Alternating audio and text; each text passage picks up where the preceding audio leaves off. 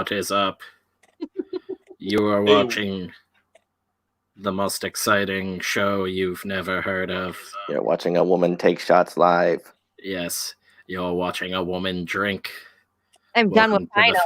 Welcome to the fetish channel. Hey, you know what Gino says? Gino says, "Go women." Yeah. Oh yeah. You know what Jeff says? Make me a sandwich, you dumb bitch. Yeah.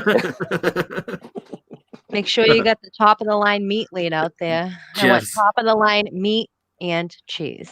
Jeff's really laying it on thick with the getting canceled. I love that he's going for I hate ovaries. Stop hey, is that Bilber Baggins? Hey. You're offending me. As a person that has ovaries, I don't appreciate you using that word. You are not allowed to use the word ovaries. Did you just assume that I don't have ovaries? Yes, I did. The lady always says, "Don't respect women." I don't respect them. Got them in a jar on a shelf. Got plenty of ovaries. Keep it girthy, everybody. Right. Oh man, I made that joke. Beth made another joke today about me potentially being a serial killer, and then I just let it sit for 10 minutes, and then when I came back into the room, I was thinking maybe I should start crushing birds to see how it feels, and she was just like, "Oh my god, what the fuck is wrong with you?" You're like, "We're having chicken tonight, Beth." She's like, "Are we?" Yeah. And then I'm working on the Camp Rainbow stuff later on, and I'm like, "So you think if you set a person on fire, they would scream a lot?" And she was like, "Oh my god, you're still on this?" It's like, "Oh no, I'm sorry." Yeah, I was like, "Sorry, I'm on to something else now." What is up, Mitch? Yeah, I've decided to just lean into that stereotype. Oh, here it is. She showed up. He's always so mean to me. Stop picking on Beth. Yeah, right. Kayla's gonna cut me. I will. Yeah, this isn't Beth curse. Yeah, she deserves being a lady. Yeah. Yeah. Bilber. Oh my god. I feel like it should say Bilber Baggins or something. Bilber, the great comedian Bilber? Yeah. My accent. Oh, Bilber, he's my favorite. Bill Burr, that's a good comedian. Bill Burr. Yeah, my classic. My autism strikes again. I just lost it. Gino Corona is just fantastic. Still hit it. I kind of get a Hulk Hogan. She has Hogan mixed with she's Eddie got Guerrero a mustache vibe. like I had when Beth met me. The classic handlebars. Did you have the same feathery hair?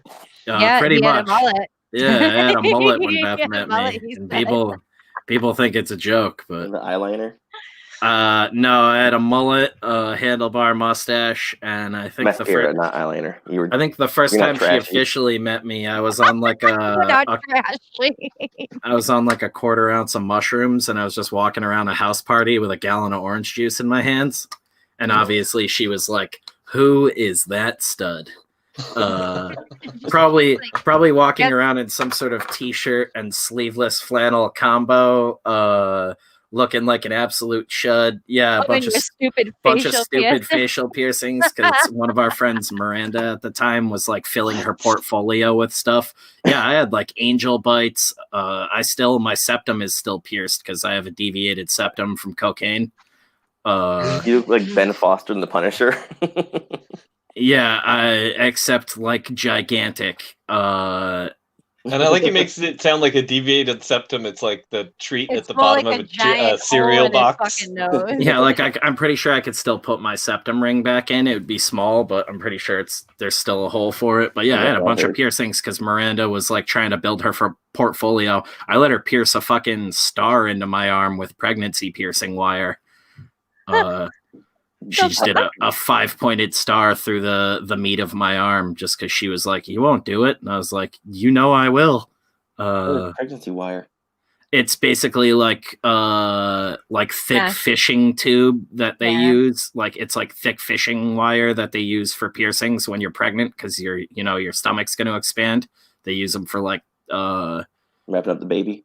No, for I thought it's what they sewed the girl back up with after she gave birth. No, like belly button piercings and stuff. You the basically it's self-threading, so you take the balls off of a belly button piercing and you put the post away, and then you just like swap out a bigger piece of this plastic tube every time you need to. And yeah, she convinced us both to do a lot of weird shit. Like I almost did nix, which is basically the highest point you can pierce in the mouth before you hit cheekbone.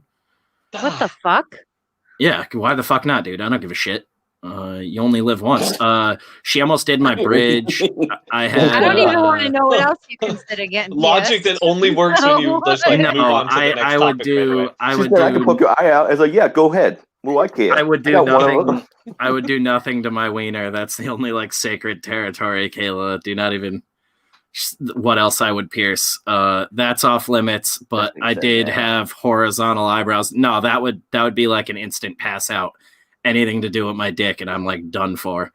She calls you a pussy. You're like, do it. Well, no, Beth knows a story that I've told her before. A buddy of ours, well, not hers, but a buddy of mine in high school, was on the wrestling team, and was known for. No, he was known for shaving his entire body, and he nicked his ball sack one time, and he said it didn't heal for 2 months and that it bled like crazy, and he legitimately thought he was going to die the first day. And that was like a horror story that stuck with me for life. So the idea of like driving a piece of metal through my dick would make me black out. I can't tell anyone I'm dying. I'm too embarrassed. Yeah, 7 minutes in and we have hit on my life story.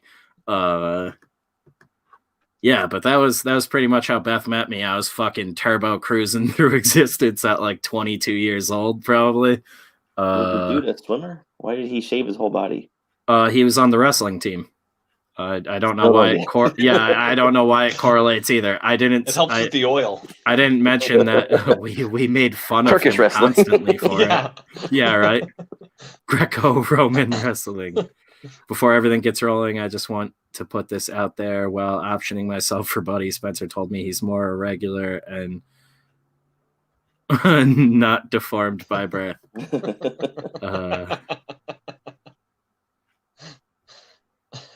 Oh no, I was really drunk last night, so I probably just worded that really offensively.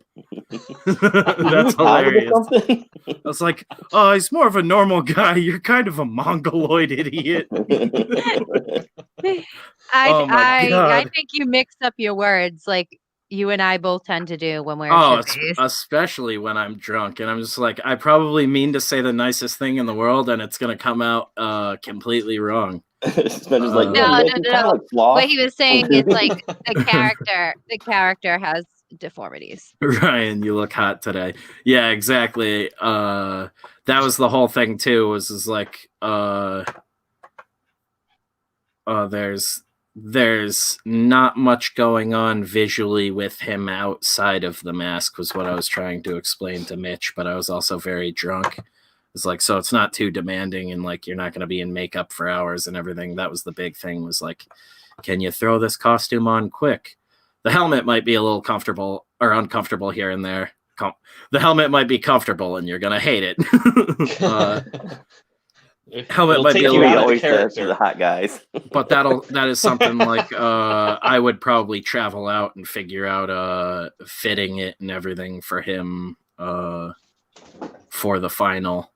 And I'm probably going to fill it with some impact foam and stuff like that once it's fitted. So there's no real wiggle room to it. And Mitch can just get down to business if we go with using Mitch for it. Biggest thing too is if I can still get Abby involved in it, or if we'll have to cast someone else. It was like, it's also not super important. If she can't, I can fill the roles in other ways. Well, I can always find women. So that's not. I need a decent amount of. That sounds so fucking sketchy. Well, no, I'm just saying I can always, because I have a great relationship with some women within the cosplay industry. Yeah, I'm gonna have Kayla do all the casting calls that do want to act and whatnot. That's a good. Yeah, I just pawn all of my horrible misdeeds off on being drunk, which is the perfect excuse in 2020. Oh my god, I'm gonna be labeled a fucking madam now for saying that shit. Yeah, I didn't think about that. I'll just pull a Spacey and be like, "It's okay, I'm just gay." Heidi Fleiss over here. Too big. God, I'm all over the place tonight. Over here. Can confirm he was actually stoked. Yes, I was very drunk and I was annoying all of the dudes well into the night. Some guys, I put a little bit of a feeler tweet out today, which I'm sure everybody knew as soon as they saw it. But little tickler out there. Razmaz, that would make me like Pam from True Blood. Yeah, because that would literally make me kind of like Pam from True Blood. Ghislaine Maxwell over here, fucking more of a freezer. What the fuck? Not underage fucking women. Fuck, this is no underage, no pedophile. You know how I feel. That's not what you said backstage. Yeah, I love that. That's the line for Kayla. Like, I will human traffic, but children. Come on, guys. Have some fucking morals. I mean, Money's right. I'll do it, but I hate when anyone says anything about children. Oh yeah, no. You know how I feel. I hate I'm pretty sure we had one of the early streams. I was like, I'm one of those guys that's all about rehabilitation, even with murderers and stuff. But I was like, can we also set pedos on fire? Yeah, they should be castrated and fucking. I feel that a pedophile should be castrated, and then I feel like the family of whoever they fucking did something to, or the victim, should fucking be able to fucking beat the shit out of that person. Shoot them into space. Didn't a state she's qualifying it like we were making some sort of actual. No. Wasn't there a state? Wasn't there a state recently that's trying to make a posterity? I think they all should die. She's kind of overcompensating, guys. I don't know. You know what it is? We know you aren't smuggling kids. It's okay. One runs behind you. No, you know what it is? It's grab that topper. Because I know people that have been affected by stuff. Yeah. I just this Slim Jim give me strength. Anyways, before we allow you to completely pull this whole fucking stream down into a depressing madness. Can I just tell you what I'm excited about? Is some X-Men Demon Days thing. How did we even get phenomenal? No, I have. You didn't let us say yes or no. Okay, yes or no, guys. Okay, let's do a vote. Everybody, thumbs up, thumbs down. Thumbs up, I die. Thumbs down, I get to live. What's in the middle then? Just maiming? What? Yeah. That means I get to fight for my life. In the middle, she stays quiet. Which, if I have to fight for my life, I'm gonna fucking task at hand. So I don't even know how we got here. I feel like an old man with dementia a good 33% of these shows.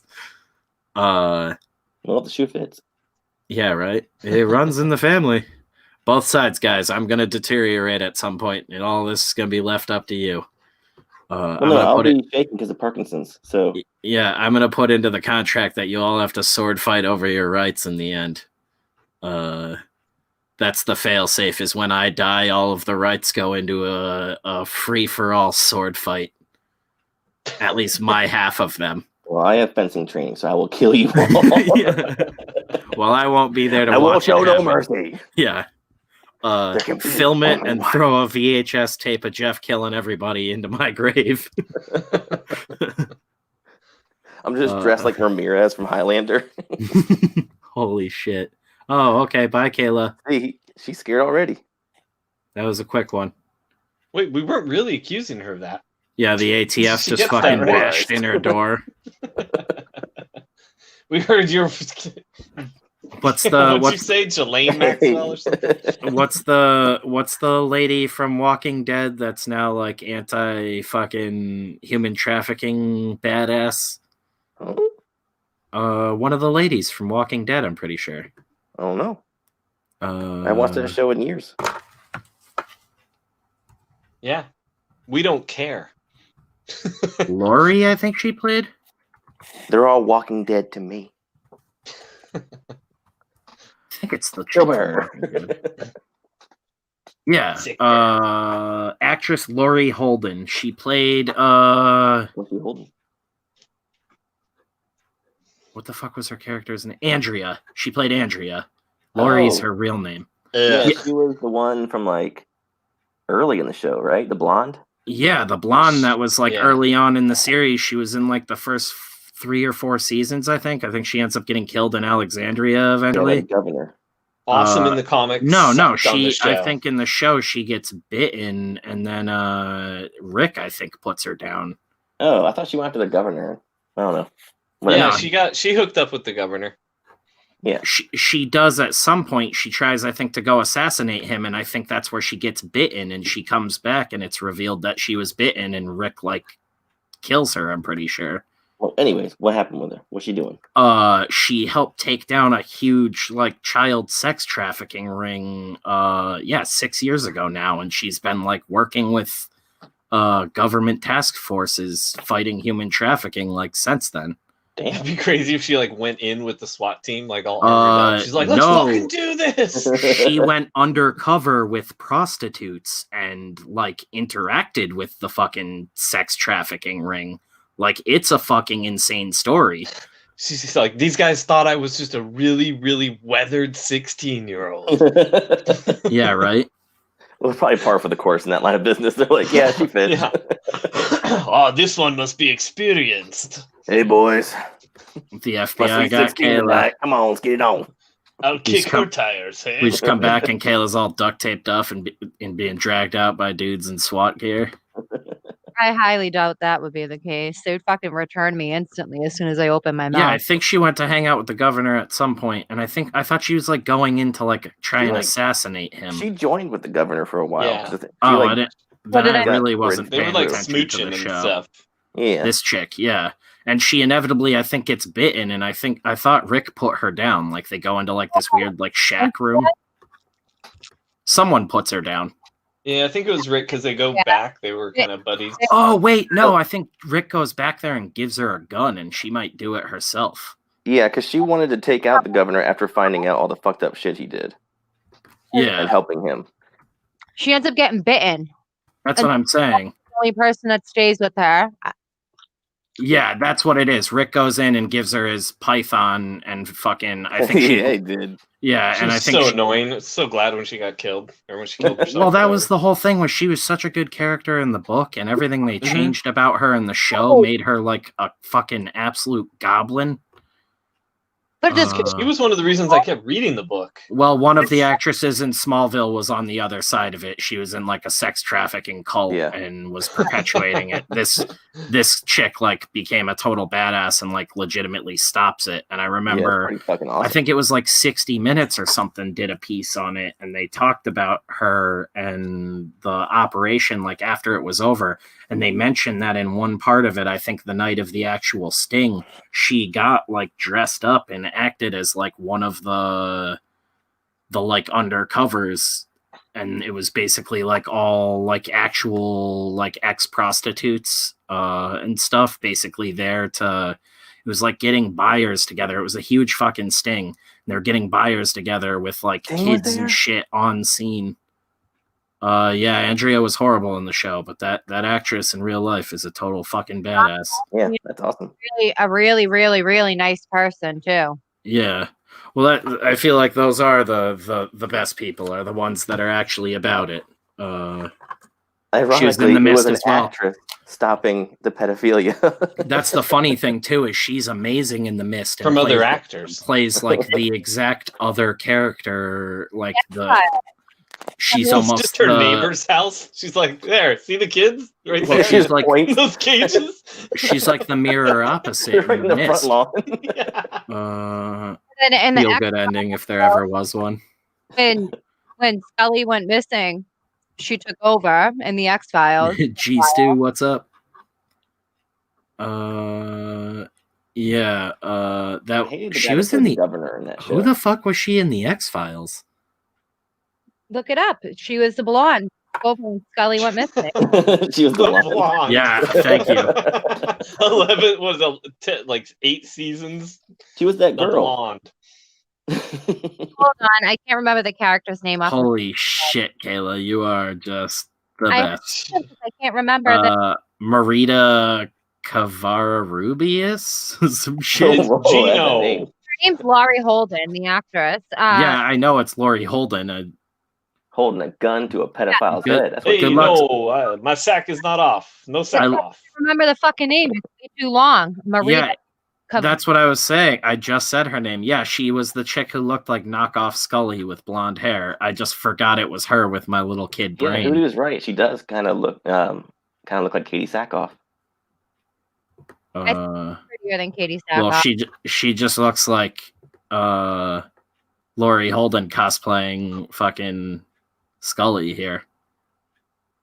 Thinking of sack off makes me go boop beep. Oof. She was in the last season of The Shield too. Oh wait, was she the takeover when T1000 joined the cast too? Yes. Yeah. Yeah. Did anybody watch that? Yeah, no, I have no idea. That's when I started watching it. My aunt was Oh obsessed my with the God. X-Files. You go back and watch the original episodes. Like, who the fuck are these guys? I like a version I'm of not gonna Ryan laugh. who's only seen the worst versions of all things in pop culture. Yeah, Yeah, the only Fantastic- reboots and redos. And Yeah, stuff. the Fantastic Four movie. You're talking about that really cool one from the '90s, right? Oh, Captain Oh my- America. Yeah, the one with the Italian Red Skull. That was sweet. Magnificent Seven TV show with. How did you guys always say this dude's last name? Michael Bean. I always said Bean? Bane. I thought it was Bean. Okay, well, You're awesome, Johnny Rico. we met him. Where did we meet him, Kayla? Was that at Granite Con where we met him, or was that Terrificon? Terrificon, I want to say.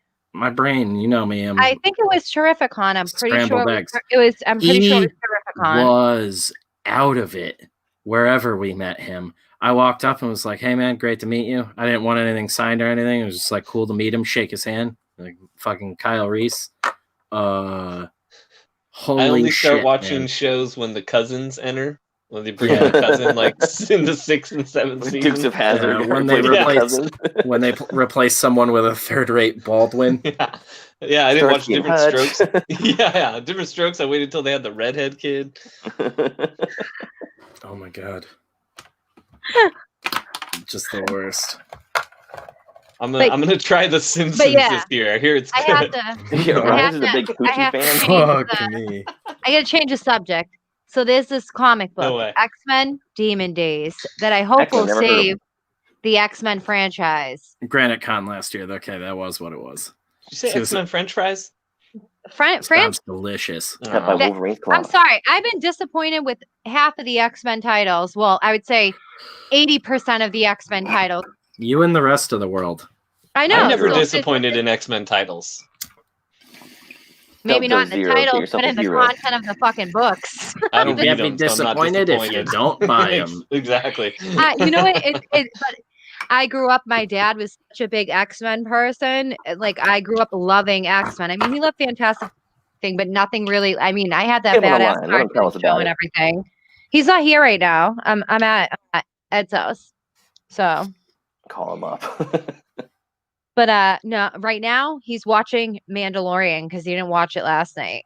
So he's catching up. And he's like, "How was it?" And I was like, "I teared up." And he's like, "Oh, great. So I'm gonna fucking cry. If you cried, I'm probably gonna fucking cry."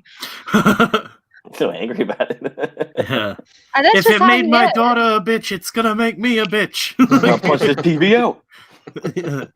Making me fucking cry, But no, Mandalorian. the Demon Days, it looks really good. Like it looks very promising. I'm excited for it. Who's I'm writing it? hoping it's gonna be great. Who's making it? Hold on, let me go to my handy dandy phone.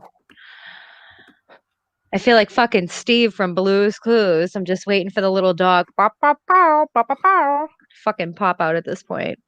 Jesus. Let's Put him in see. a cage too.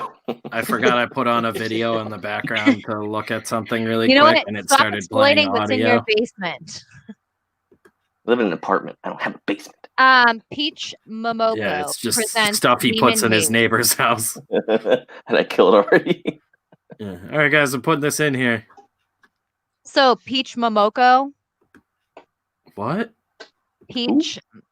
Oh yeah, Momoko, the manga artist or whatever. Yeah, is doing it, and I really love the concept. Yeah.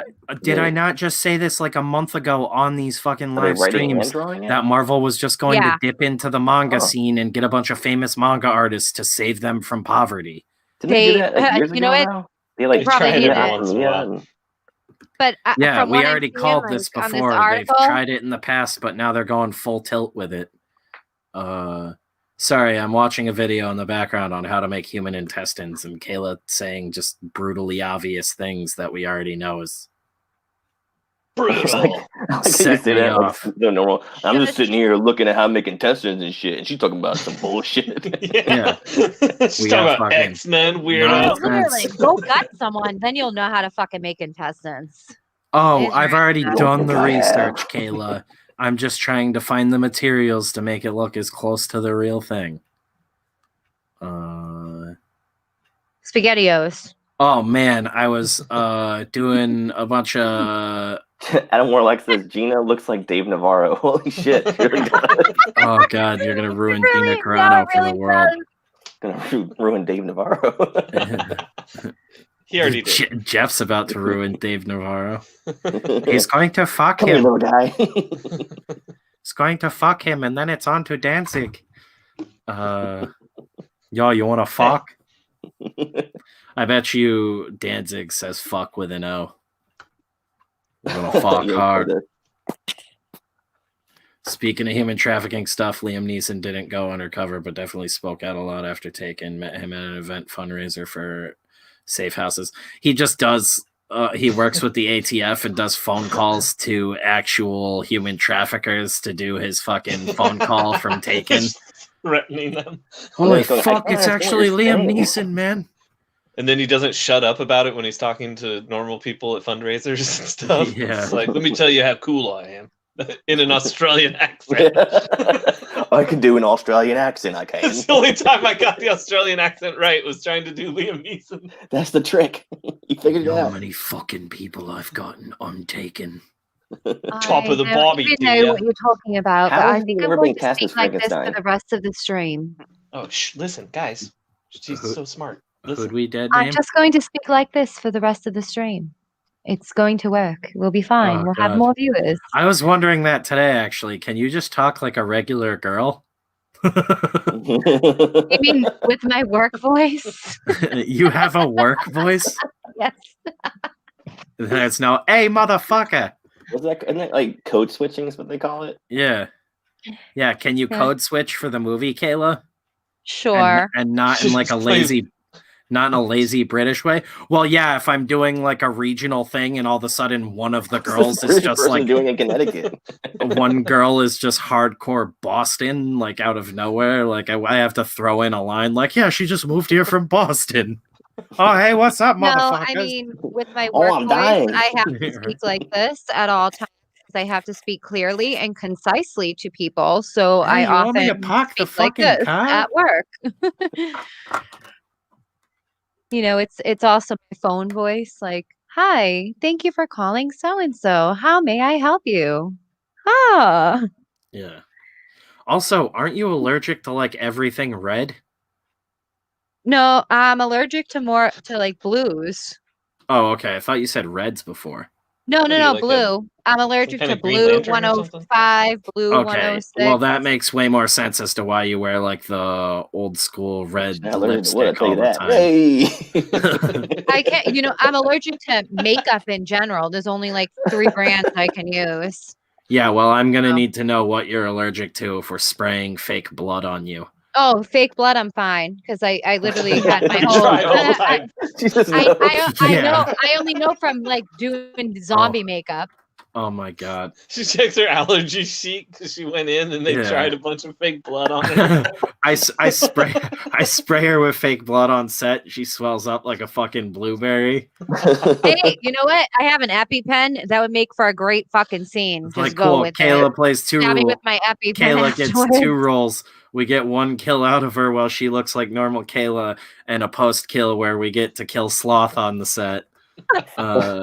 It was like, no, only the real stuff. Pig blood. I had a reaction where I legitimately looked like Sloth from the Goonies. Yeah, I remember you sent me one a while ago that looked like I just punched you square in the teeth, like your lips had just like swollen up, and I thought you were telling me you got like collagen injections or something. You're like, I had a reaction. It's like, why are you sending me this? I had an allergic reaction to chapstick. It was so bad. I sent Spencer a meme of somebody getting the vaccine and their face changes into Sloth halfway through. That's pretty good. Spencer laughed so hard he kicked himself off. Awesome. So I'd like to think we get to the point where we don't have to send or make memes. You can just explain them like that. It's just imagine this. I sent Jeff a bunch of shit today. I woke up to Vice talking about how straight men need to get into pegging more. Oh my god. I was like, what the fuck is this about? I was horrified. I will never Deadpool a fucking person I'm dating. That is horrifying. Yeah. So what's the name on the streets for it? Deadpool? Yeah. I'm gonna call it Deadpooling because of that scene there where it's like National's Women's Day and she's weirdest day ever. I wake up to that EVS posts the Heather Swain statues. And those looked absolutely nuts. I sent those over to Jeff. I'm just trying to go through this real quick. Frank Tarrant said some crazy shit that I agree with. And then this came up. Spencer, I have something I'm going to send you right now. Spencer, when you get a chance, check your phone. I have a beautiful image for you. The dumbest superpower I've ever seen, but I loved it. Sound. So you don't need sound. It's just like yelling in a nightclub. No, he's got a lit cigarette on his tongue. And he keeps pulling it into his mouth and flipping it on his tongue. Is he trying to say he like gives now good oral sex? Now he's chugging a beer with the lit cigarette in his mouth. Ew! I'm horrified. Did he swallow the lit cigarette? Oh. And it's still lit. What the fuck? Yeah. I want to go to a magic show with Kayla so bad. She's just yelling the whole that lady time. in half. Oh my god. Holy shit, where'd all those birds come from? Spencer, did you get my beautiful picture I sent you? Motherfucker, that dude just sawed that bitch in half. Hey kid, you see that? Oh my god, Kayla. Kayla just sent me Santa butt fucking Freddy Krueger, butt fucking Jason, butt fucking Michael Myers, with Michael Myers getting blown by Jaws. Somebody had a dream of that. It came from a dream. It looks like it came from a child's dream because it looks like it was drawn in crayon. Now I'm gonna come from it. Someone sent me that this morning. That's what I woke up to. All right. So I fucking laughed so hard. Jesus. Yeah, quality stuff. Good stuff all around. That guy's shit, where'd it go? Anyone have a slide? Some woman is gonna go track him down. They're like, look at the shit that he does with his mouth. Doctor Strange is fucking Kenyan. I heard you, Jeff. It's okay. Then I was in another stream earlier today with someone who EVS doesn't get along with. I was just like in their chat watching because it popped up, and EVS popped into the stream and was like something like 10 people watching. So sad. I always win. And then just like cackled like a maniacal villain and left. And it was for some reason the most hysterical thing to me that I immediately sent it to Jeff.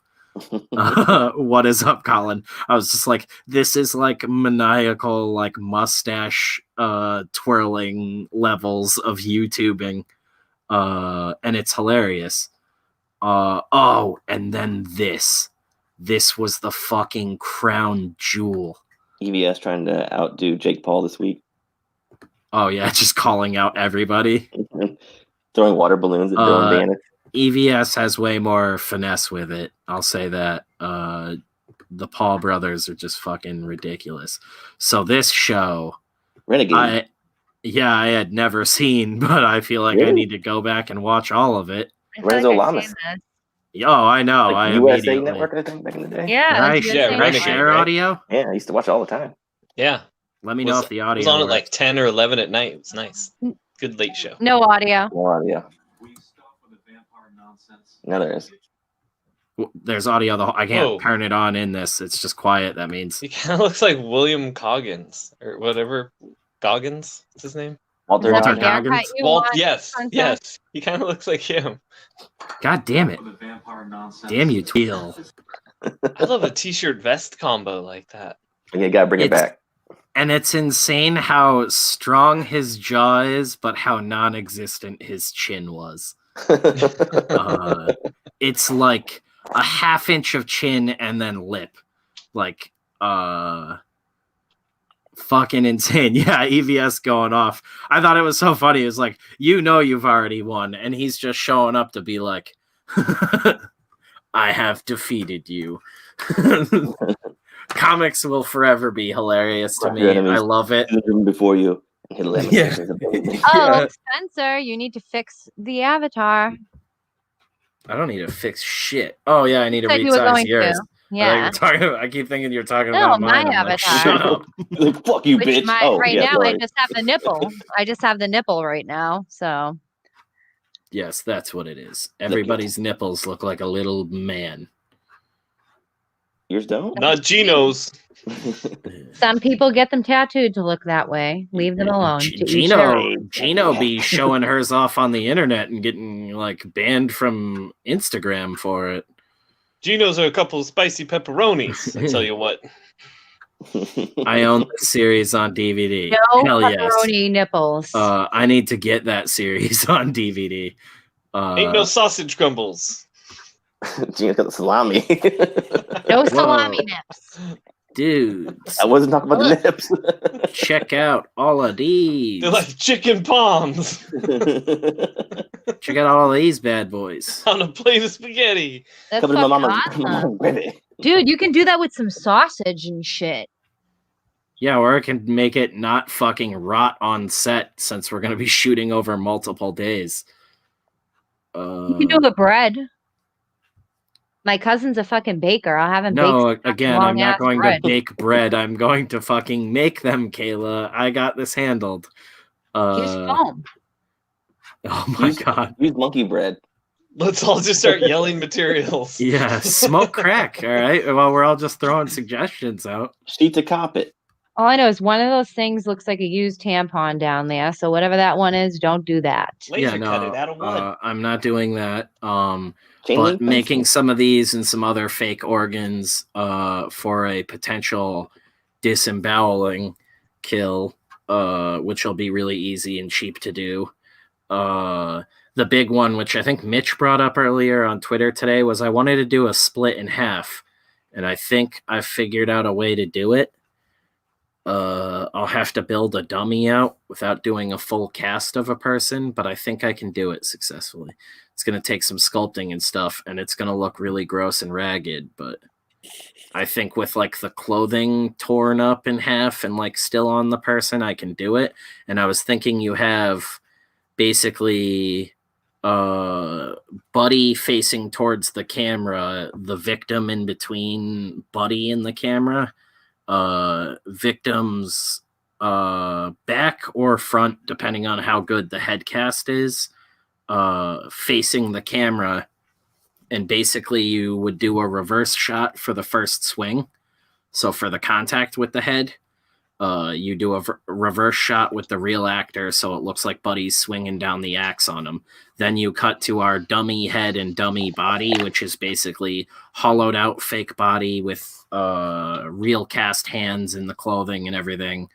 A pre-head like bust or a pre-split head bust that's split down the middle, blood tubing and stuff all run in it.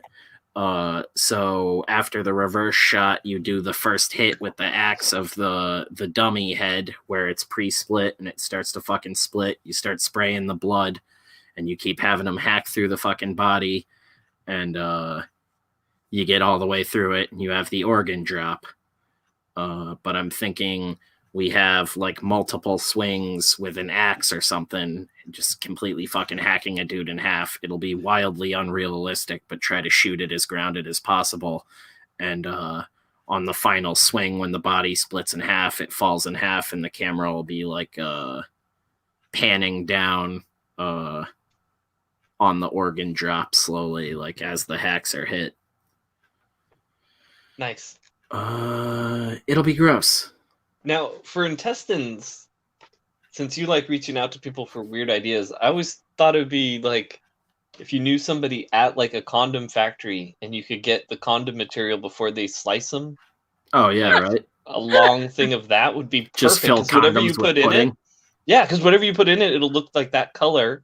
Yeah. Well, we're going to be using condoms for other things. That was another one for yeah. So I want to do a burned alive scene, but I wanted to do a cool close up of like the head as it's burning alive. So I need to do a body cast of the person's head, pull that off and everything. Basically, do a wax cast of that body casting. So I have like the outer layers of the face and everything melting. We have the skull on the inside and all the meat and other shit, probably paint on with silicone. So it burns slower, if at all. What about for the intestines? We use the actual intestines from the children that Kayla's trafficked. Yeah, right. Oh, Lovely. yeah. Listen, don't blame have me extras? for what's in your basement. The all big right? thing, I though, don't you have a animals basement. that I I wanted live to in an test apartment. soon. Quit is- deflecting. I'm getting Quit fucking bragging. I'm getting lubeless condoms. Okay? Ouch. Oh. So yeah, right. They're not for Doesn't give partying. a Nobody's pleasure. getting anal that week. So I'm getting lubeless Sorry, Beth. condoms, and I'm going to fill I'm gonna them. murder you now. Yeah, right. I'm going to fill them with blood and all this gross shit, and that's what's going to be the eyeballs on this burn dummy. And I'm going to put them into the eye sockets, and then I'm going to paint them over so they look like human eyes for the quick shot of it melting.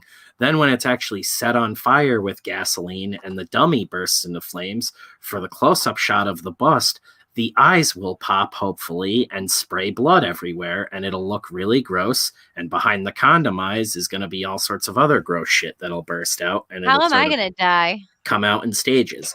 Well, Same originally, as all of us when lonely. this set goes wrong, we I all just want to blow know, up. like, originally if I I thought die, you were allergic I want to to red. try to. I want to fucking try to at least think I won and then die. Like I'll be wounded mortally and think I fucking killed Originally, this guy. I thought for some reason you were allergic to the red, so I was like, we're gonna have to kill Kayla off screen in like a shadow kill and just spray blood on the wall or something. I have a really cool, the one that's like already like pretty much processed out and everything. I haven't done like storyboards or anything on it yet, but I have a really cool throat slit where basically someone is slammed into the ground. Buddy grabs them by the back of the hair, yanks them up, and slashes their throat, and then it cuts to Buddy just dragging them through the woods, like by their ankles. And we're going to have a drag plate on the actor's back. They're going to be laying out dead with their arms dragging behind them, but they're still leaking blood like a stuck pig. And the blood tubing is running up through the victim actor's outfit up into Buddy's outfit and out the back. And Buddy will actually be walking and blowing the air tube to pump the blood out as we go, unless I can come up with a better alternative, because I want it to just be like a Japanese kabuki shot where he's dragging the body and it's just constantly spraying I think it's blood. pronounced bukkake. Well, there's that too, but Sick that involves dick fleeing out. Yeah, that's what they're called, Kayla. Jeff's just being an asshole. Yep. But yeah, I want that one to be like super bloody, and originally that because I was like, I want, if we're gonna do throat slits or anything like that, that's been done 1,000 times, I want it to be like so fucking over the top, and that's why I thought it was cool. He fucking slashes the throat, and it's basically like draining a deer, but he's draining a deer while he's dragging it. He's sort of got the feet elevated, and it's just fucking leaking blood, and the whole idea was that's going to be a long dolly shot. That might actually be one of the final shots of the whole thing. And he's like dragging the body for a while, and we just see this really, really long, obscene blood trail. Cool. Leading to something bigger. I'd slit my throat too. I'm pretty loud. It's perfect. That's like the perfect death for me to have, if you think about it, because I talk so much and I'm so loud. Yeah, I'd slit my throat. All DVDs and Hands Blu-rays down. signed in my blood. I don't know if we'll do Blu-rays, just because again the Let's high do VHS tapes. the high and def make I don't them care about. rewind. Oh, I am Well, for Kevin, for sure. I am definitely doing a very limited release of VHS tapes. You are out of your mind if you don't think I'm going to do that. If you make a tape for Kevin, just make sure you put it like in the middle of the movie so he has to inconvenience by rewinding. No, it's purely just so I can, like, it's the selfish reasons of me being able to oversee the design on a VHS box, like doing the box art for that, and so like everyone on the team can own a VHS copy of it on top of everything else. I think that's really fucking cool. I'm a nerd for all of that shit. Back to the stuntman really quick. If you, I know Tom Proctor, stuntman, and if we need any kind of advice, you guys know him. He's been in everything. Like he was in Django Unchained, Looper, Guardians of the Galaxy. Yeah. He had a speaking role. Here, we'll ask him for advice on setting Mitch on fire. This dude. Oh yeah. Oh. Yeah, he's my buddy's dad. He was Taserface, right? Yeah. I think so. That's awesome. So he's super cool. He's like a shitty father, but like he's super cool. Like if we were like, hey, we're shooting this horror movie and we need some advice, he would Skype with us, whatever, give us all kinds of advice. Now that you call him a shitty father. There's my new No, I'm just kidding. there's my new comic. So that would make Shitty him dad, Goku. kick-ass stuntman. It would make him Goku. All right. So we could make sure that we Over the don't top kill two. Mitch. Yeah, right. I'm not actually going to set you on fire, Mitch.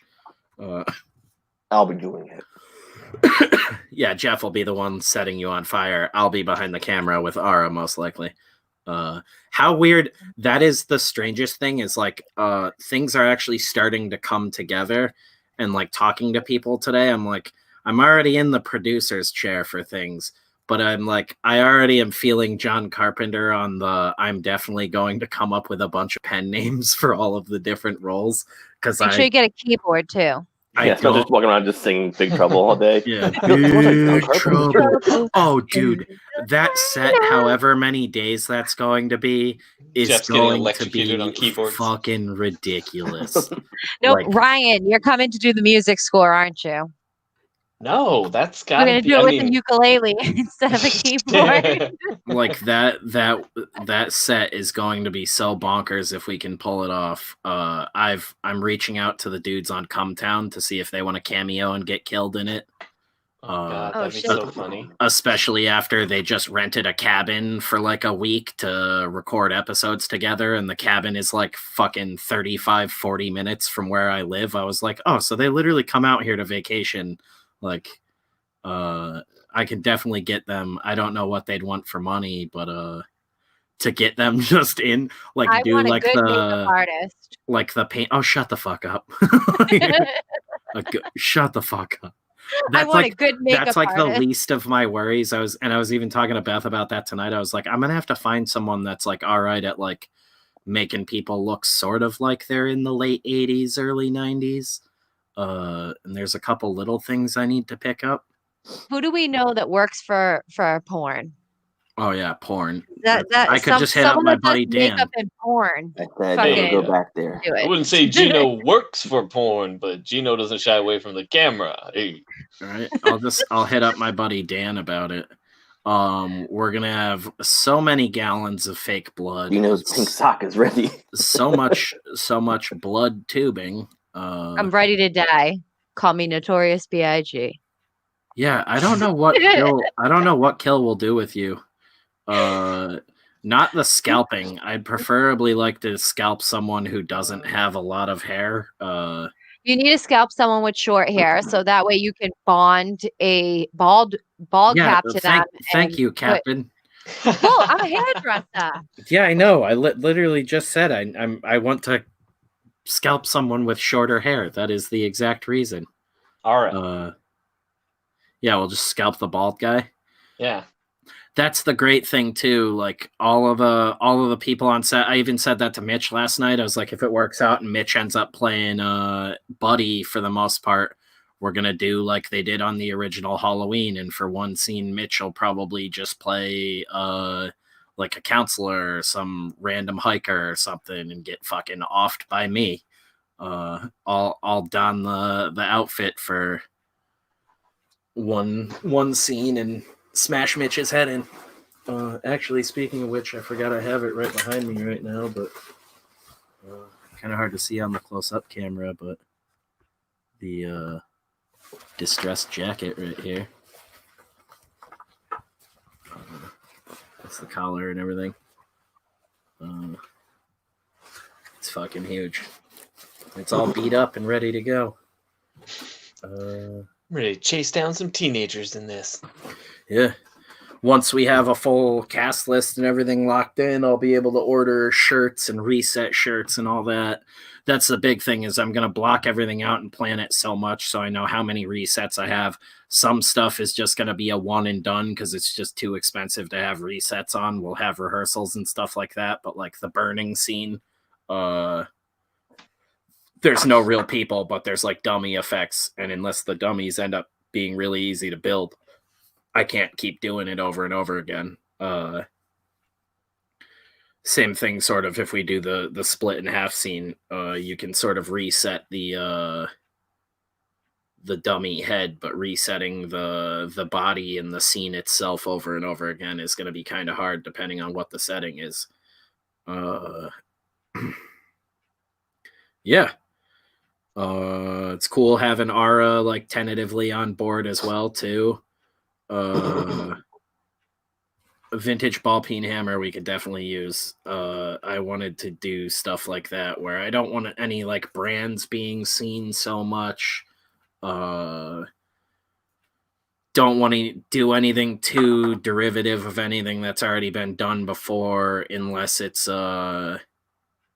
like done to the extreme, like I said with the throat slitting scene and stuff. Like we always want to be adding to something and punching it up more if we're going to do even something similar.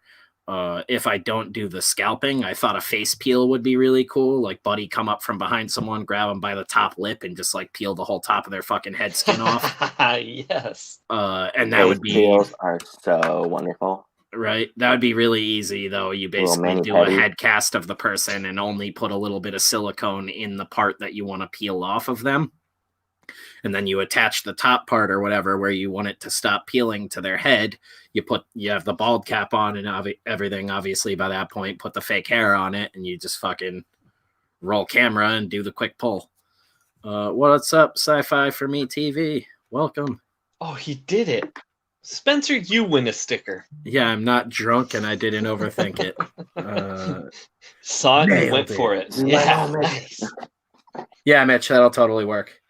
Oh, Mitch also sent me pictures today. If he works for Buddy, he's got like every shade of khakis you can imagine. Like I had swatches to pick from for Buddy's pants. I was like, God damn, man, everything is falling into Mitch place. had a Pretty Woman changing scene. Yeah, right. No, I just had them all laid out perfectly. Like I almost had like a costuming coordinator for the afternoon. It's great though, because then if Mitch is used, obviously he knows his pants fit him. He can wear the pants, buddy. He's only a little bit smaller than me, so the jacket won't be too bad. And I actually wanted it to be a little bit baggier. And with him not being, like the character not being deformed or anything, we can sort of bulk Mitch up under the outfit with prosthetics or a sewn muscle suit or whatever. Not like anything substantial, but just a little bit to fill out the jacket a little bit more in the upper body and make him look a little bit more menacing. Sort of give him a bulkier silhouette and everything. These are just little things that I think will go a long way in the long run. And the helmet and everything, like that is one of the biggest things, is like once you don that thing, it completely fucking finishes everything off and it looks so gnarly. When are you filming this? Next week. Yeah, right. You weren't invited? Probably close to a year out. Okay. Things will get better soon. It's depending on COVID and budgeting. The longer I wait, the more money I can put aside for it. But there's also there's been some big news coming into play that I need to figure out. Focus on that stuff too. Yeah. Yeah, once I get that out of the way, we'll know better too what I can put aside for this project as well. But we're talking about doing a little campaign for it too, because then people can get the digital release of it, potentially get one of those limited VHS copies. And I honestly think DVD just makes sense because they're easier to produce and everything if we're going to have a physical version that isn't like a limited thing. What is up, Frankie? Blu-rays are really fucking expensive. It would be cool. I think it would be cool to do like a survival handbook. Well, no, we're doing it's basically like a production Bible that we were going to print on newsprint. That's going to have the script, the menu that the cast and crew are eating from, like everything that went into production. And then what we were going to do is there's a working like pamphlet version of that I'll be printing in-house that has all of that for day of production. That's like our production Bible. And then the finalized version I'm printing on newsprint through the Alterna printing partnership. That'll have all of that in it, but then it'll have all of the concept art and stuff that we've done along the way between me, Kevin, and everyone else. It'll have some of the production art, and then it'll have I have a couple photographer friends. Beth is going to be there probably taking Polaroids and stuff, so there'll also be like a bunch of pictures and behind the scenes stuff from production, and probably a bit of a write-up in the end from me on just the overall project. And we were going to print those out. The printing partnership, you have to print 500 of them, so we'll have at least 500 of them. And those will be something like you can get a copy of the short film and get a copy of that book. And it's sort of like a little art comic, the working production script, everything that went into it. And yeah, that was the idea, was it's supposed to be made to look like the Camp Rainbow, like survival guide that you get when you show up for your first day of camp. What is up, Frankie? I'm late. I'm late to the party. What is going on? Just talking about the short film idea we're kicking around. And then you guys mentioned that, what was it, the fucking George Lucas fantasy one? And I was like, we could definitely fit in something like that while we're there. Really easy, just to do some surrealist thing. We're already going to have fog machines and a bunch of other shit on set, a rain machine. So it's like we can just get weird as fuck with weather and lighting and do some gnarly fantasy shit. That would just be like putting costuming stuff aside ahead of time. And I think my girlfriend's mom has like chainmail and all sorts of weird other stuff that we can put together into some she does gnarly shit. Yeah, right. I'll make Jeff like a chainmail cod piece. Sorry, Beth. Like I don't have one already. Yeah, we'll get him the sword. Yeah, he does. We'll make Woman Smasher the spiritual successor to Conan the Barbarian. It's just Jeff in a cod piece. Come here, whore. Hating women. I am Woman Smasher. Get back to the kitchen where you all belong. I want to get drunk. Get drunk, Just Colin. be smashed. Face down, ass up. Oh, hey. Jeez. No, you animal. On, you're fine where you are, Mitch. Throw up a bigger Patreon level and I'll give you more money monthly. Thank you, but no. This'll be a slow process, but it's coming together quicker than ever. And like I said, now having Ara on board and everything, and having a guy that I can sort of bounce ideas off of, and Ara basically has all of the equipment I ideally would want to use. Like the stuff I have, the issue I'm having is, like I was telling you guys off stream, is it's almost too high quality. Like I don't want to be shooting in 4K. What is up, John Aces? I don't want it to look like that clean and pretty when it's all done. I want it not to be, you know, like schlocky grindhouse and looking like a mess. Like it's going to be all color corrected and everything in the end. But one of the biggest complaints of the new Friday the 13th box set was a bunch of people realized that the like 4K scans of those movies were all like almost too high definition. They were seeing like weird shit in the frame that basically wasn't supposed to be there and had gotten blacked out. And when they turned up the definition on it, it was like clearer and easier to see all this strange shit.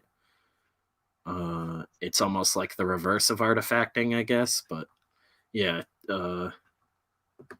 that's VFW again. That's why I love Bigos' stuff. Is those guys a lot of times are actually shooting on film. You'll see if you follow him on Twitter. They're progressive dudes. Like there's nothing shy about it. They left Cinestate after VFW because Cinestate was basically harboring a rapist. That was a really touchy time because that was a clear cut. He was a shitty dude, and I really like Cinestate, but their higher ups were being really fucking stupid about how they handled it, and then basically admitted to sort of trying to like brush it under the rug and fire him quietly. And it's like, you can't do something stupid and then admit to doing something stupid after denying doing said stupid thing. That's actually why Fangoria is owned by new people now, because Cinestate owned Fangoria, and when they did that, Fangoria's editorial staff was like, sell us or we walk. So it all worked out in the end, but that was one of those weird times where it was like progressive stuff like actually got something done. Like it was just a bummer because it was a company who I really liked what they were putting out, and now it seems like that has just completely killed their momentum. But VFW, yeah, was the last great thing they did, and it's you know, Cinestate's the money guys. That's not the people that are making the movies. Bigos and his team, I think it's Channel 83. Those dudes kick ass, and VFW and Bliss, I believe, were both shot on film. And they also did one called I think it's called Almost Human. I watched it a while ago. It's got Graham Skipper in it. Weird sort of like a love letter to Cronenberg's Scanners back in the day. And it's set in Connecticut, which really threw me off because they don't say anything about that until halfway through the movie. And like, I'm watching the movie, and the whole time I was like, this place all looks really weirdly familiar. Like, I kept thinking, like, is this shot in Connecticut? And then halfway through the movie, they're like, fucking Connecticut. And I was like, oh shit. Like, you stood up, you're like, yeah. Yeah, I was like, that never happens. I punch a hole in my TV. I swear I'm not from Boston. Hey, there is nothing wrong with being from Nothing right Boston. either. That is the issue with Super High Def release. Oh my gosh, Kayla's still here. I'm not even All from the costume Boston. tricks were shown, like the switch from black and white to color. Yeah, that's the weird thing too, is like you see all those weird seams and stuff like that, and that's what's been fucking me up is so I had a 4K TV in my office, and I'm just an idiot and didn't realize that the TV I was playing games on was 4K, and like I don't need that. Like I'll just burn my eyes out of my head. I'm not a nutcase like that. I'm like, I need games to be perfect. I have like a 4K computer monitor already because it just seems to be like the standard now. So I was like, I'll put this one in our bedroom, and we'll fucking put the one that was in our bedroom in the office. But now it's like Beth will put on a random show to watch while we're hanging out, and it's so fucking high definition. You can like see like every imperfection in like an actor's skin, and it's insane. Like not even like movie makeup can cover it up anymore. It's fucking wacky. Yeah, that was a big thing they were trying to deal with. Now they said for a lot of TV shows, the TVs are getting so much better. You can see like the fake makeup. They would, like, because like on soap operas and stuff, they would cake on the makeup. Yeah, you can see like setting powder sitting on top of like the like peach fuzz on their skin. Like it's fucking weird. Yeah, The Office was really creepy when my friend got the like 70 or 80 some inch TV. Oh yeah. And we're watching a movie and I'm like, yeah, this is cool. And like it's giant, but even like watching Harry Potter, you're like, there's something about too much focus on everything, whatever that thing is called. I forget. There's a motion plus. I forget too. It was I know it was the year Cowboys vs. Aliens came out, but one of our buddies I don't know at the time, I think it was like one of those 70 inches or whatever. It was like the first wave of like 4K TVs that weren't like stupid expensive. But it was also, I think, one of those, like, what is it, the beveled ones or whatever, where they're, like, curved. Yeah. And I think it was also 3D capable, but it was, like, super fucking nuts. And we went to his house and went in, and he was watching Cowboys and Aliens on it. That's the only reason I remember it was the year that it came out, because he was like, yo, I bought a bunch of fucking movies with it. And he had got the TV like the day beforehand and had just been watching movies on it. He looked like he was wasting away. It'd been like 24 hours of him having this TV, and he looked like he was dying of AIDS. Like Tom Jane? Yeah, like it was just like stayed up all night to watch his fucking brand new 4K TV. But Cowboys and Aliens was weird. It felt like you could like see around people depending on like where you were in the room. Curve the camera. Yeah, there's like this weird like 3.5D going on, or like 2.5D, I guess. Yeah, when people leave that auto motion or true motion, it's like different names depending on what company TV you're getting, what brand. Yes. But that thing, like, it makes the CGI pop out. Like, I remember when we got our new TV years ago, we're in the showroom and they have like Avengers on the screen and like, it looks like cardboard cutouts, everything that's CGI. And I'm thinking like, why the fuck did you guys leave that on? It makes the TV look like shit. Because it makes everything look terrible, look fake. Yep. But everybody leaves it on. Every time I'm at a relative's house and they have a new TV, they always leave it on. They don't even notice. I'm like, how the fuck do you not notice this shit? This is exactly why I'm saying too, like that VHS limited edition version might be like really fucking sought after for people. Cause I know for me, like I'm probably gonna wear out my tape of it. But wait, yeah, are they talking about the switch from VHS to DVD. Oh, from Thomas Crown Affair, I'm guessing. Yeah. Yeah, and then Mitch, this is exactly how I felt when I saw the Cowboys vs. Aliens thing. Is I was like, that movie's dumb as hell, anyways. But fucking like, walking for Jon Favreau, walking around the room and seeing like all these. Well, I felt like that was just like a huge like paycheck for him. Yeah. Well, even the comic itself was just made to be made into a movie. Yeah. It was trying to cash in on that whole phase. Yep, it's like it has. I called it like soap opera feel because that's the only thing I could think of. But it's got this weird detachment where like all of a sudden movies didn't look like color graded, no matter how color graded they were anymore. You just kind of like if you got close enough to your TV, it felt like you were just like a weird dude hanging out on set. Like you jump down onto the field in a baseball game and you're like, whoa, I'm really there. Like I could just punch Daniel Craig in the face right now. Like it's weird. Have you seen don't do that. Yeah, I could not Australian. I couldn't imagine either like actually tripping and watching my 4K TV. I didn't even think about that now that we put it in the room.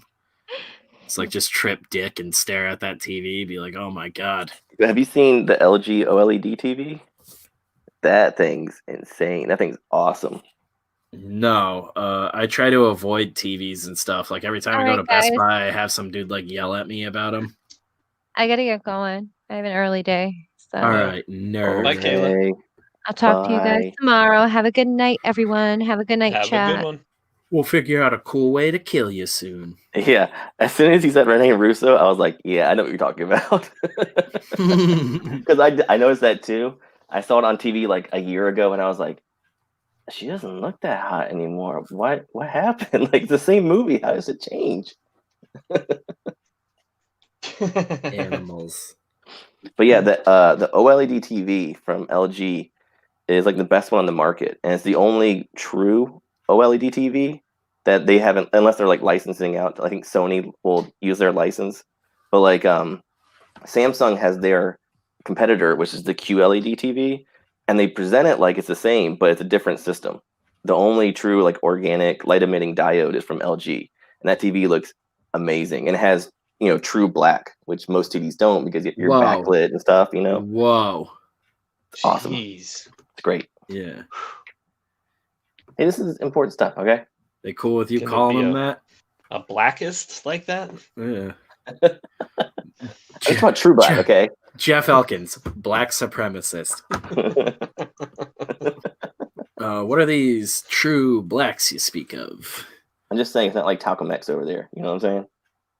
Is it like a Hebrew TV? I don't understand. My mom was super depressed when she got 4K. Everyone I loved is ugly now.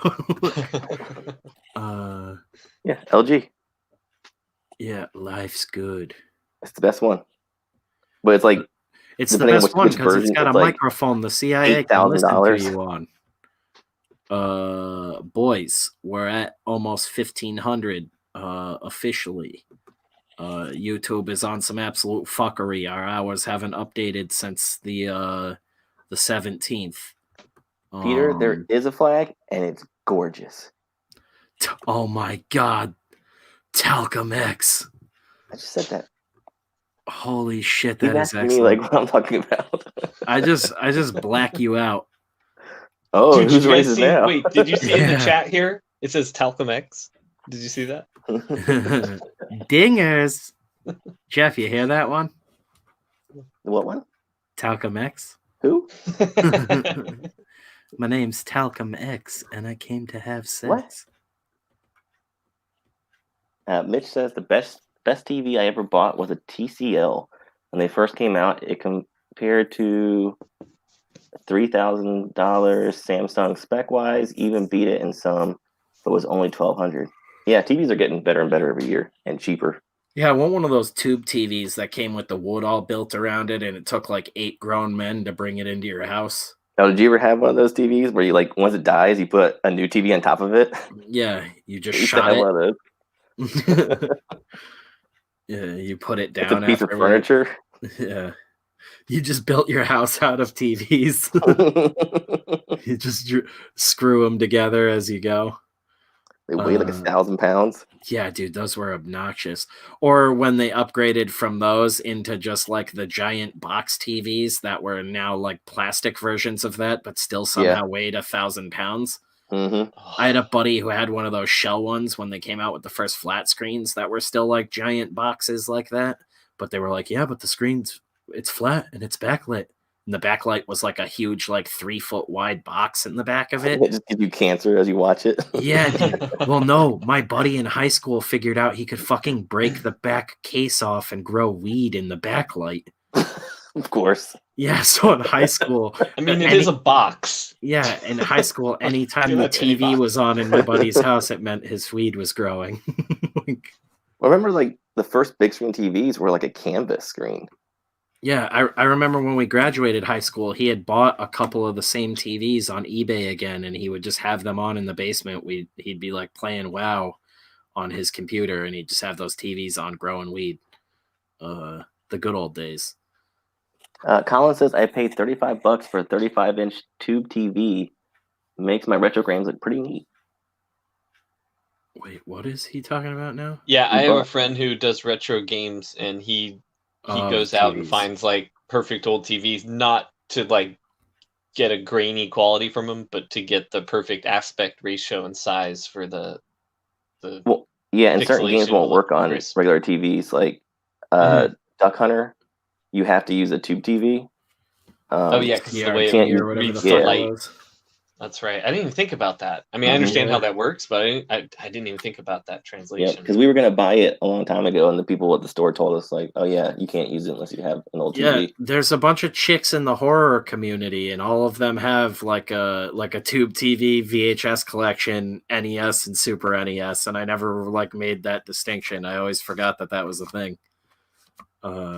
We have all the game systems, but we don't have an old TV. Like my wife kept all the Nintendo systems. Yeah, this is the way, boys. We have a tube TV hooked up to the Atari 2600. Hell yeah. Hide weed in the back of a PS2. Oh, that's awesome, Jason. Yeah, a lot of people did that actually. There's a little compartment in them. Oh yeah, the network adapter area. Mm-hmm. My mom had a boyfriend that worked for Atari in the early 80s. So I just basically got hooked up with Here we go, all name the dropping games. again. Yep, Atari. Yeah, Michael from Atari. Michael Atari. Banging my mom and giving me games. All right, thank you, Michael. Here, kid, go play Just with like this joystick while your mom plays with my joystick. Hey, oh. Just like Kevin's favorite businessman, Jonathan Call of Duty. I'm like, I don't know what a sick burn is, but I feel hot right now. Dude, I'm telling you, like, we get some money, that would probably be the first successful animation thing we do, is just letting Kevin riff on his Jonathan Call of Duty character, which is just the businessman behind all Call of Duty titles. And it's the most, like, it just spawned from, Kevin said it one night, and now it's like we'd get drunk and play Call of Duty and just come up with, like, horrible business pitches from the perspective of Jonathan Call of Duty. New ideas for kill streaks. Because Call of Duty's come from old money, right? Yeah, and like blowing up children with thermonuclear weapons is like super rad to him. Stuff like that. Like he's just like an absolute monster, but it's for sales, so it's all right. He's just he's the embodiment of a cool guy. Colin says, "My friend, her dad works for Nintendo, so I call him Nintendad." That is some ruthless shit, Frankie. And he likes to say, "Shut up, Colin, get out of here."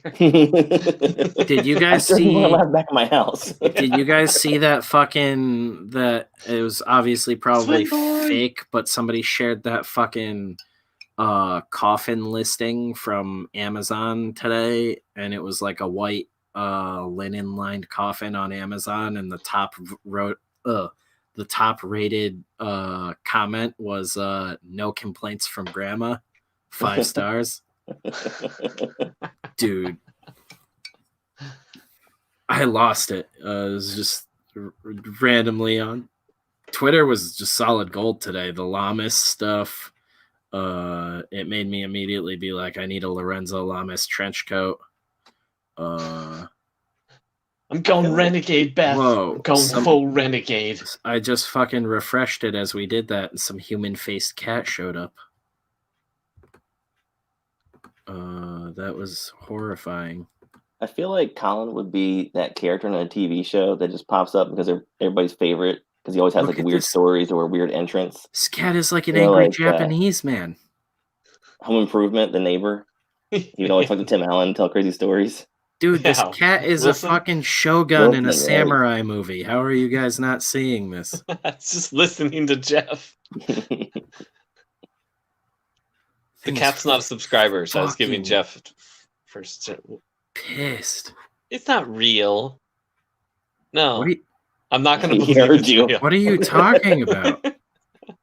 I don't want to believe that that's real. What you say, Ryan? Yeah, right. It looks like it's got extra cheekbones. Right. Gina Carino. What? That's not even what it says. I'm more real than that cat. I'm more real than that cat. This pussy has less fur, but this cat has biceps on its face like Rob Liefeld. Yeah, seriously, it's got pouches on its face. Face made of biceps. The Liefeld. Peter says that cat.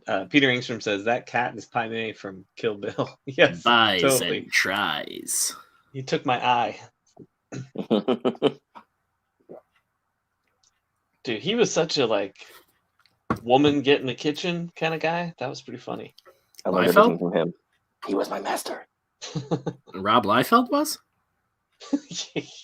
Yep. He learned from Pai Mei. No way. I never would have guessed it. There are more pouches.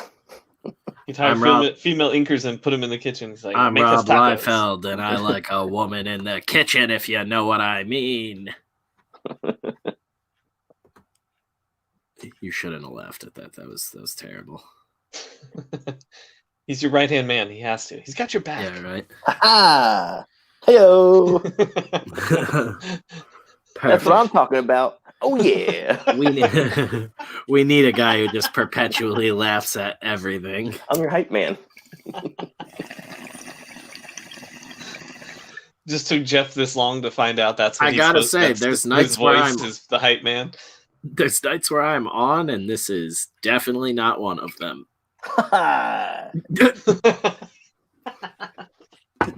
You've just become a glorified He's on soundboard. fire.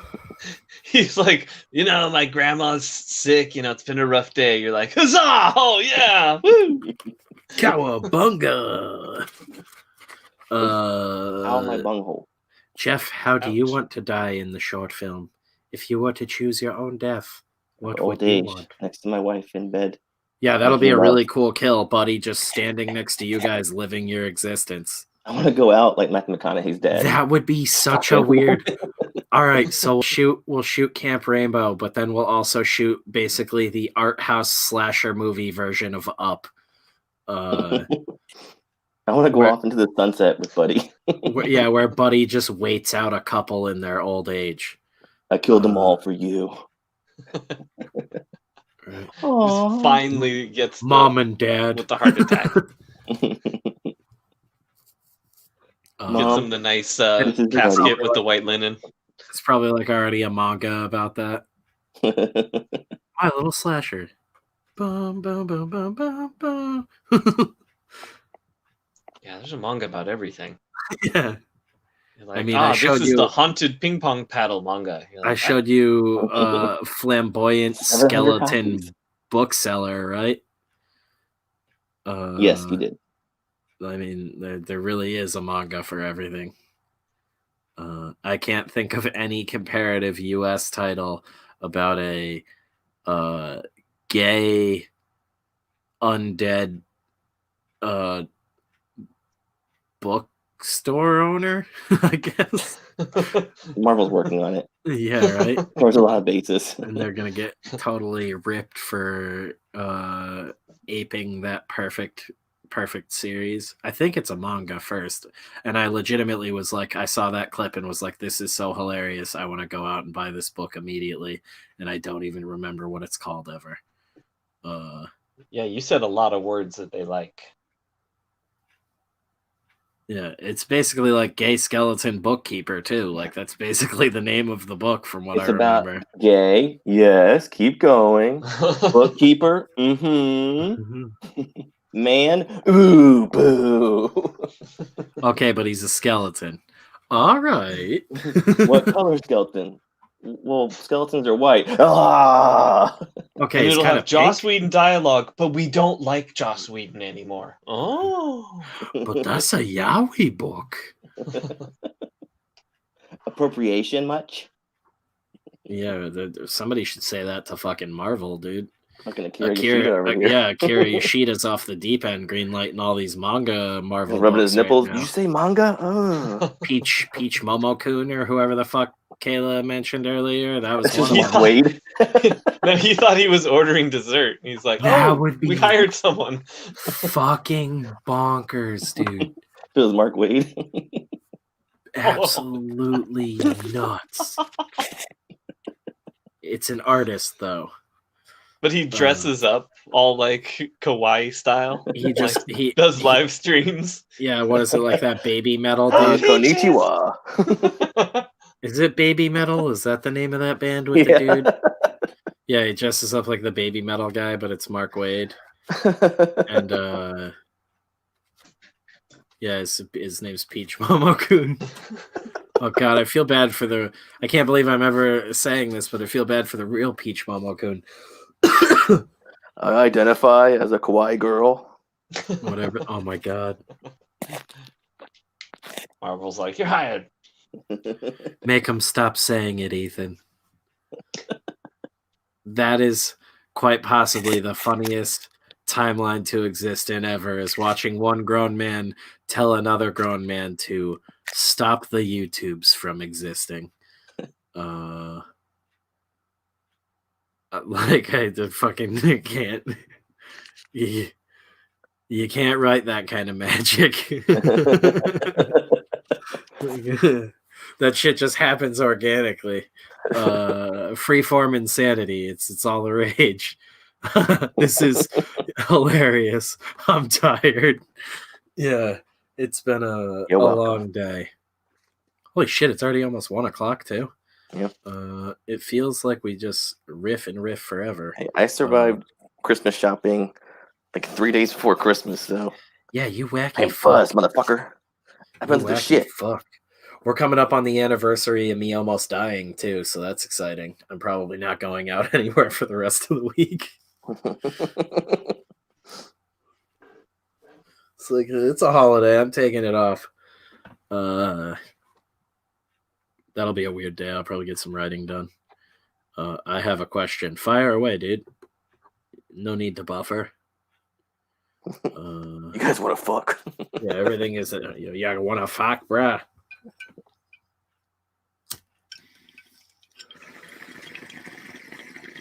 How about you let me blast you like my high school sweetheart? Do you want to play a game?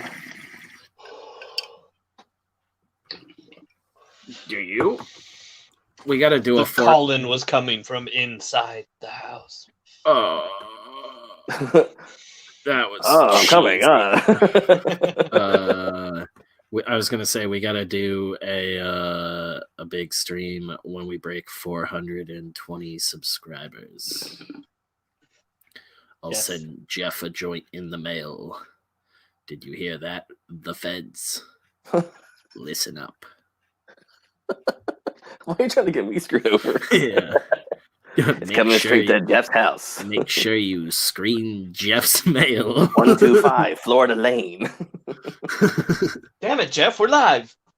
He lives in Florida and Florida Street. We have an anniversary next week, but nothing quite so dramatic. The anniversary of Jeebus. But yeah, the anniversary of my sweet blood-filled roll accident. Blood-filled rolls sound amazing. That time I scrambled my brain. Isn't that what Kayla was trying to get her cousin to bake blood-filled rolls for intestines? Yeah. Where, like, sometimes I get it. I love the girl. She's great. The trying to be helpful is awesome, but like the rapid fire randomness of I'll just have my cousin bake some bread. Like, I'm like, I sound like I was getting angry, and I was just like blown away at what was coming out. I seen a trailer for a horror film like 25 years ago. Don't know what it's called, but the scene has where a bloke is being chased by a monster in a narrow hallway while the film footage inverted color. What? Or maybe Creepshow? Inverted color? Did Hardware do that at all? I've never seen Hardware. There was like one with like a robot dog back in the day. I'm trying to think. Inverted color? Wouldn't that be like Pitch Black, I guess? Is that what they did in that? Was that inverted color? Wasn't it all outdoors? That's like all the blues and shit where it looks really like a ghost blowy. It's the dimension where you get your dick sucked by a ghost. That was the first Ghostbusters. Ghostbusters. That's what they called it, Ghostbusters. Yeah, it was originally called Ghostbusted. Yeah, they're like, Ghost what's the busting. significance, Bankman? Nothing. Yeah. Don't show them. We can't call the movie Nutbusters. It's like, what if we had a ghost? Nutbusters. Yeah, it was originally just Dan Aykroyd jacking off. You know, they did film that trying out like 3 different names or something. The whole movie, they would redo each scene with different names because they didn't know what it was going to be called in the end. It had an original track too. Spooky fuckers. Bailed on Hardware, unwatchable. That's Richard Stanley, isn't it? He's kind of a nut. Yeah, I'm watching the trailer. I don't think it's what he's talking about. It's not Jacob's Ladder either.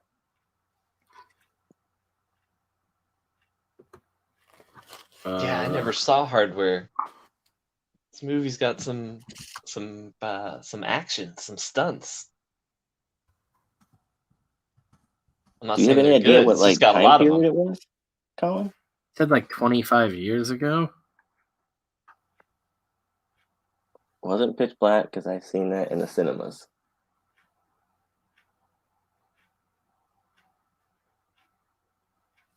Is there anything else you remember from the trailer? Yeah, I'm like...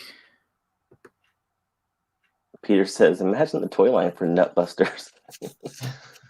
Don't cross the streams. Just everybody, that'd be a good Blue Chew tie-in too. Everybody were raging hard dicks. Ray's is way bigger. He slimed me. Ugh. Does your dick not work? Do you need a friend? All of these are modern movies. The Love Witch, man, that's a movie that just looks fucking great. Looks like an old Technicolor movie, and it's from 2016. The chick in that looks fucking smoking too. It looks right out of the 70s. He says came out sometime between 88 and 95. I like the window. And it was shown off in a few movie making documentaries. Hey, Gino Carano came out sometime between those years. Parents were surprisingly cool. Hey.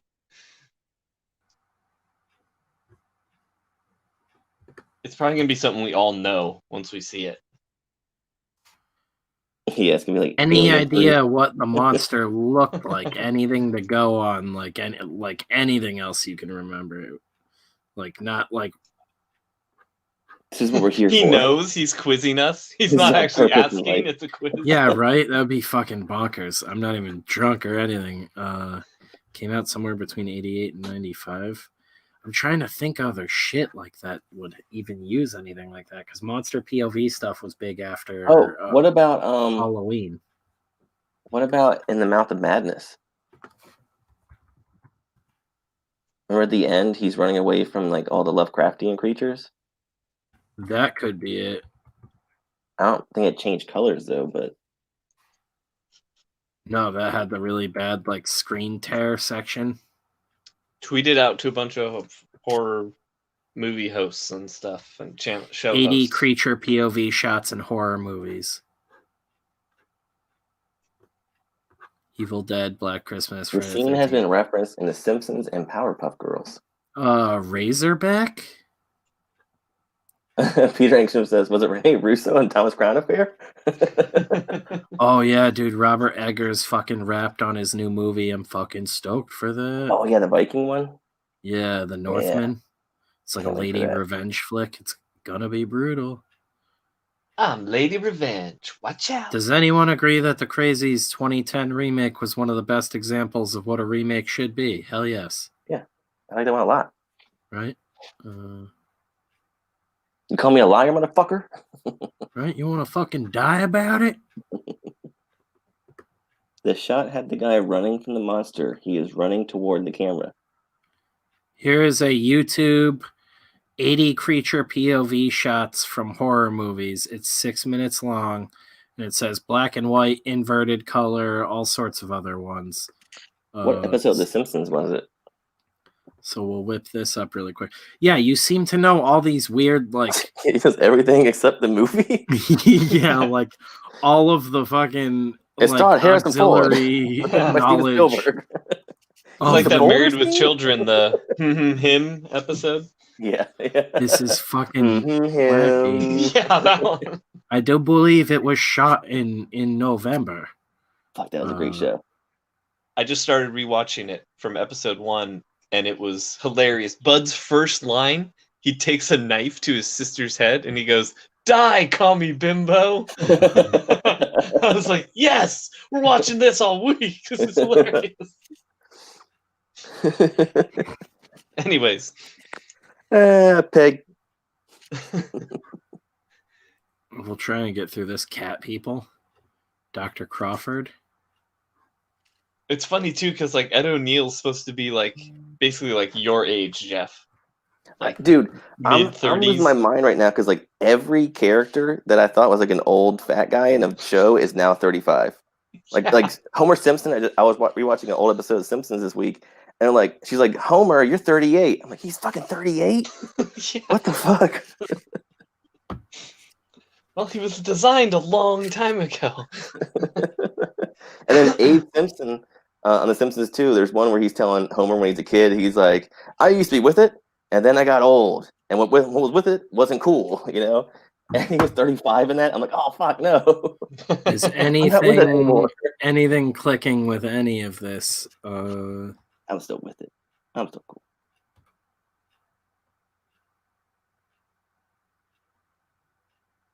Peter Engstrom, I thought Married with Children. Oh, I bought Married with Children on DVD before it gets canceled. It wasn't a POV shot. It's That's smart.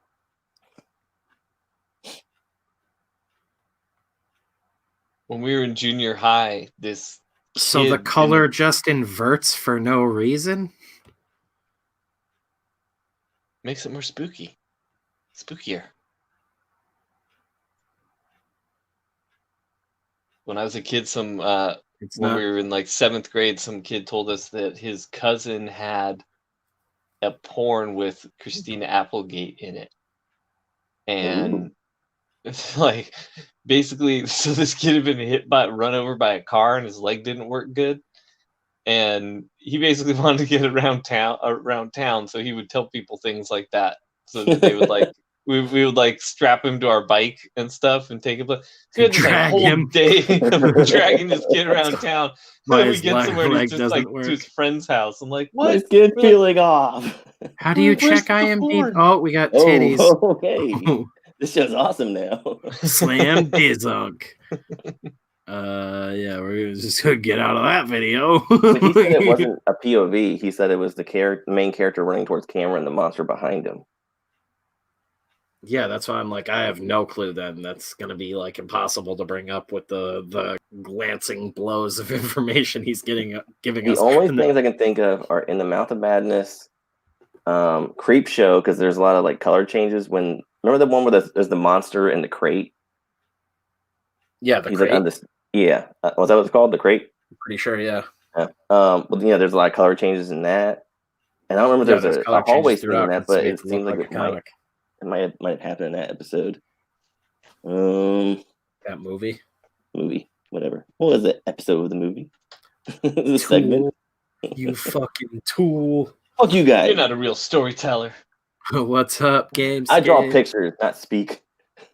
I love Colin's like, I'll check IMDb. I'm like, I don't know what you're going on, but go for it. We're not Google, man. Yeah. He just had a bad connection. He didn't want to have to open another window. So I'll ask these guys. He's like, hey, well, you got another tab open. He better tell us, dude, if he figures it out. It's going to be bugging me. Yeah, right? It's like, it's Toy Story.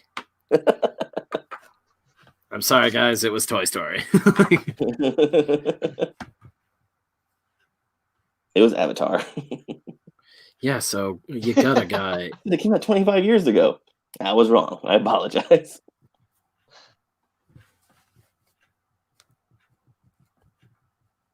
Crickets. Yeah. Gameskate says, "Who's the hot chick with the mustache?" Hey, it's Gino Corona. Tom Savini. In Eyeliner the on. hit show, The Midichlorian or something. Hey. I wish I had done it like the old green screen mouth on like Conan. Oh yeah. So it could be the moving mouth. Yeah. It's actually really easy to do. When Conan was funny. You said that. Oh, I was hey, I was right. Conan the Barbarian. I was right. Colin Whoa. says, "In the Mouth of Madness." So it was. Yeah, that's what I was saying. That was like when you said You that. weren't I was saying like, it. I was saying it. no, I said. Just what I said. Yes. When you Oh, said so in the Mouth of stoked I got Madness, it I for was you, like, Colin. yes, I'm pretty sure you're right, Jeff, because that's the only thing I can think of. But then I said, Corona to the I right. thought he was talking about a POV shot. And when he cleared that up, I said, I'm pretty sure Jeff's right about Mouth of Madness then. Get your mind out of the gutter. You fucking your POV penis. shots. You can't even let me say that you were right. Go fuck yourself. You fucking cut me off before I even get there. You don't get this win now. I'm going to selfishly hoard it. Oh, I just took it from you. You motherfuck. You're the horde. I'm like 3 people. I'll take it.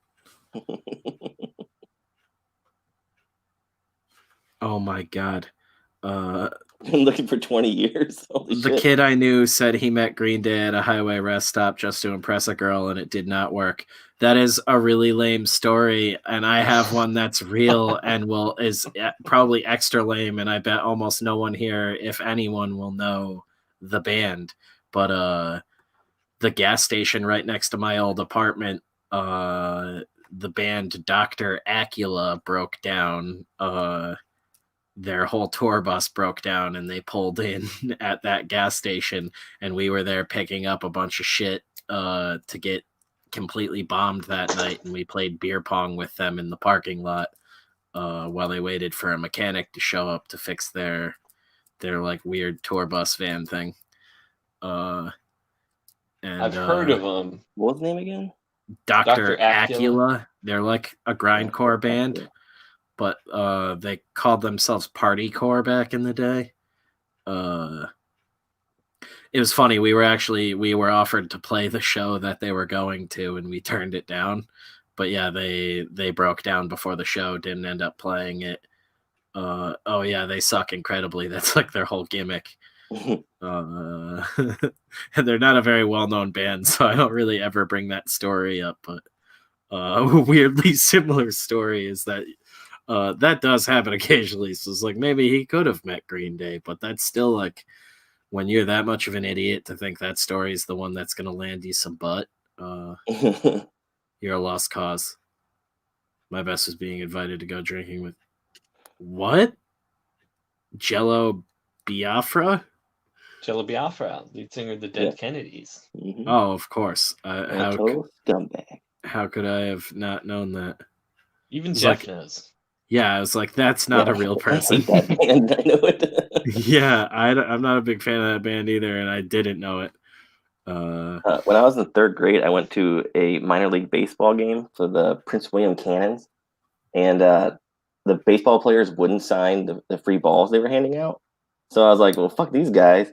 So I wrote down on the balls Nolan Ryan for one, and I wanted to write on the other side Ken Griffey Jr., but I couldn't remember how to spell it, so I put like KG Jr. And then I went to school the next day, and for show and tell, I was like, yeah, Nolan Ryan and Ken Griffey Jr. were in Virginia this weekend at a minor league baseball game. And I passed them all around, and everybody's like, they have terrible handwriting. I'm like, right? Oh, they're athletes, you know? These both look like they were written by a toddler. Why did Ken Griffey Jr. sign his initials? Right? It's like he forgot how to spell his name. I was 17 and no ID to scam my way into pubs. It was after his spoken word show in Australia in 2004. I was trying for a vampire joke that bombed. Dracula Sword Blood. Oh no, I know, but it's like their whole shitty gimmick. I don't even know. Damn if it, that's pretty funny, anymore. Peter. I missed that. Yeah, I did too. Yeah, that was totally the Danzig Club's wheelhouse. You laugh because it's true. Hey! Oh! I lied about dead Kennedys to impress a girl, and it also led to me lying about my age at the private school I used to go to, because we had mixed grades from like 4th to 8th grade, and she was a grade higher. And I was like, I'm going to pretend to like whatever this DK band is on her shirt, and then I'm going to tell her I'm a year older. And it turned into such a mess trying to pretend I was a year older. Like immediately it was like, oh, this is the worst thing I've ever done. Oh my God. Like, and then the next year when someone brought up my age or something, I was just like, no, I just admitted. I was like, no, I lied about that. I'm actually just whatever. I was like, I can't go through this again. Oh, dead Kennedys? I knew them when they were alive. What the fuck are you talking about, kid? She had boobs.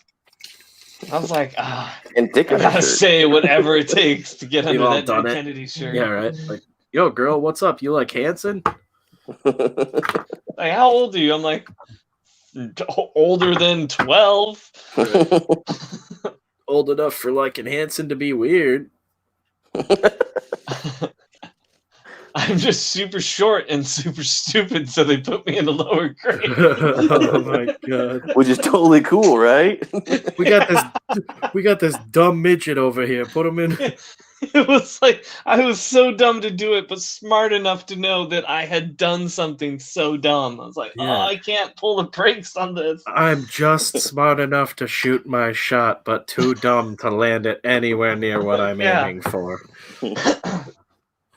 I mean, I'm glad I took the shot. You know, that's That's what the life's best. about. Yeah, but- it's a learning experience. It's that practice that gets you to eventually hit something. like years ago online, a friend or an old friend from back then found me because he still read comics and saw my name or whatever, and he was like, hey, I know where she lives or works on some city council or something. I'm like, I don't care. I don't want to talk to her now. That's As you hang up the phone, you look over at the picture of her on your wall. You still have hanging. she had boobs. No, and for clarification, like, I do not "Take have a that picture of an picture 8th down grader already." on my wall. Right. The ATF's kicking in everyone's door tonight. I Damn like it. to joke about being a compulsive liar, and when they say really, I say no, I lied about that. It's like Mitch with porn last night. Just drops casually that he did porn at the beginning of the night, and then halfway through the night was like, that was a joke. But Mitch Before- does have a perfect stuntman name. Mitch That's Rocket. yeah, you said that last night, and I was just like, yeah, right. Mitch is gonna be the one to blow up from all of this. Damn, Spencer told you not to repeat things, Jeff. Remember backstage? I Jeez. said to him in a tweet, and he's saying it happened I'm last gonna night. misspell it on the VHS case, so it's The brain damage. Mitch Cockage. It would be hilarious if he's like, no, I want to go by Max on the movie. I want to be Max Max Rockage. Rockage. That's pretty dope. I like that. Yeah, it is. Yeah. Can I People- be Matt? Can I just be that now? Yeah. They're like, yeah, the Rockage brothers worked on this. Max Rockage, which I gotta say, cool fucking name, and Mitch Rockage. I knew a dude named Max Steel. I was like, holy shit, dude, you're a superhero. Yeah, he was in that show. Oh, that's not the one with the no belly button. That's Kyle XY, and he's not a superhero. He's just Canadian and an alien. I have a friend who actually named his kid Max Danger. He has the last name Nardozzi. It's an Italian last name, but his name is Max Danger Nardozzi. That kid's getting his ass kicked every day. I wish my name like went into something I could be something cool. Spencer JW isn't cool for you. You don't like that? Yeah, no. Like I wish I had something I could bestow on my child so it'll grow old and hate me. Oh. Yeah, I'm just gonna call him like Cock Tickler Desmond. You're trying to boy name sue him? Yeah. This is my boy, Fairy Desmond. It's Billy, but that's what he says. The New England Institute or some shit just said they're I saw something today about them talking about revoking birth gender on birth certificates. Because that makes sense. Hey, don't ask Gino. Gino got opinions on all this. Dude, I just don't care about any of it anymore. I'm like, it's gotten so silly. I'm like, I don't know anywhere else where my birth certificate and gender has ever been more important than just in Twitter discourse. And like applying for a job, shit like that. It's just gotten wacky. Belt sander in the first Hatchet movie, hell yeah. Sorry, more people responding to the Twitter. Peter Ankson says Max Danger is making me think of Evel Knievel Wipeouts. Oh, hell yeah. Oh my god, I'm gonna end up watching that tonight. Yep. Evel Knievel footage. What a fucking rad dude. A stuntman named Tripod. Yeah, it's just like fucking jump a canyon on a bike. Blue Chew incarnate. I'm gonna put a rocket on a bike. I'm gonna jump a bunch of trucks on a bike. My band played a show with Dr. Acula. Circle takes the square, and they sucked. I have no shame. Naked in the shower listening to us. Practicing imposing buddy in the rain poses. Yes. Max Rockage. Yes. we have our 80s stuntman. Yeah, it's gonna be rad. For tomorrow. I need to sketch out too. I have a cool idea for a shot, so I might pivot and wait on the Haro stuff and start doing, while I just have the ideas, some sketches for basically like storyboards, and then I can scan them and digitize them and everything and move them around in different order, figure out what I like. But I have a really cool idea for the campfire shot. Which I'm like super fucking excited about.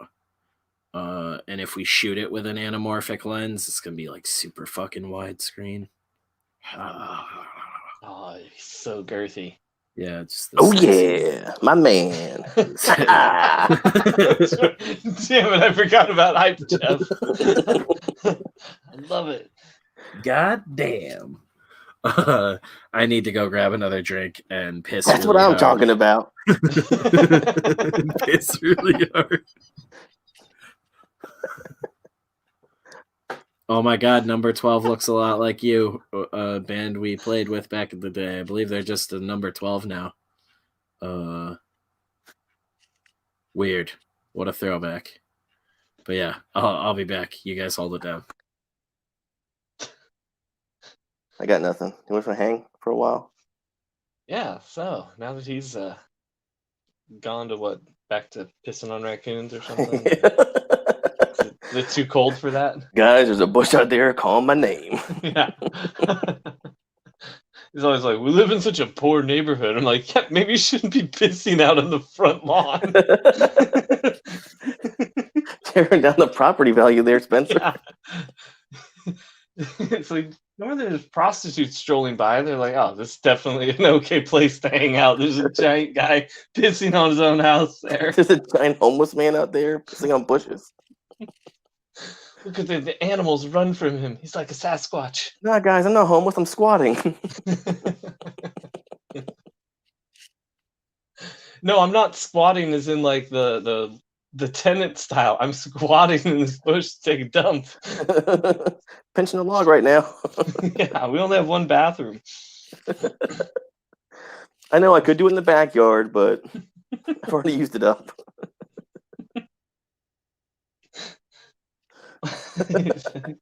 He's listening to us and he says, can't today, snow leaves evidence. His back looks like mulch, just all dried shit from him. Just his giant footprints in the snow next to it. Like, geez, who did this? I wonder. And they lead back to his house. Oh. And you're like, oh, who'd that be? The landlords? His in-laws?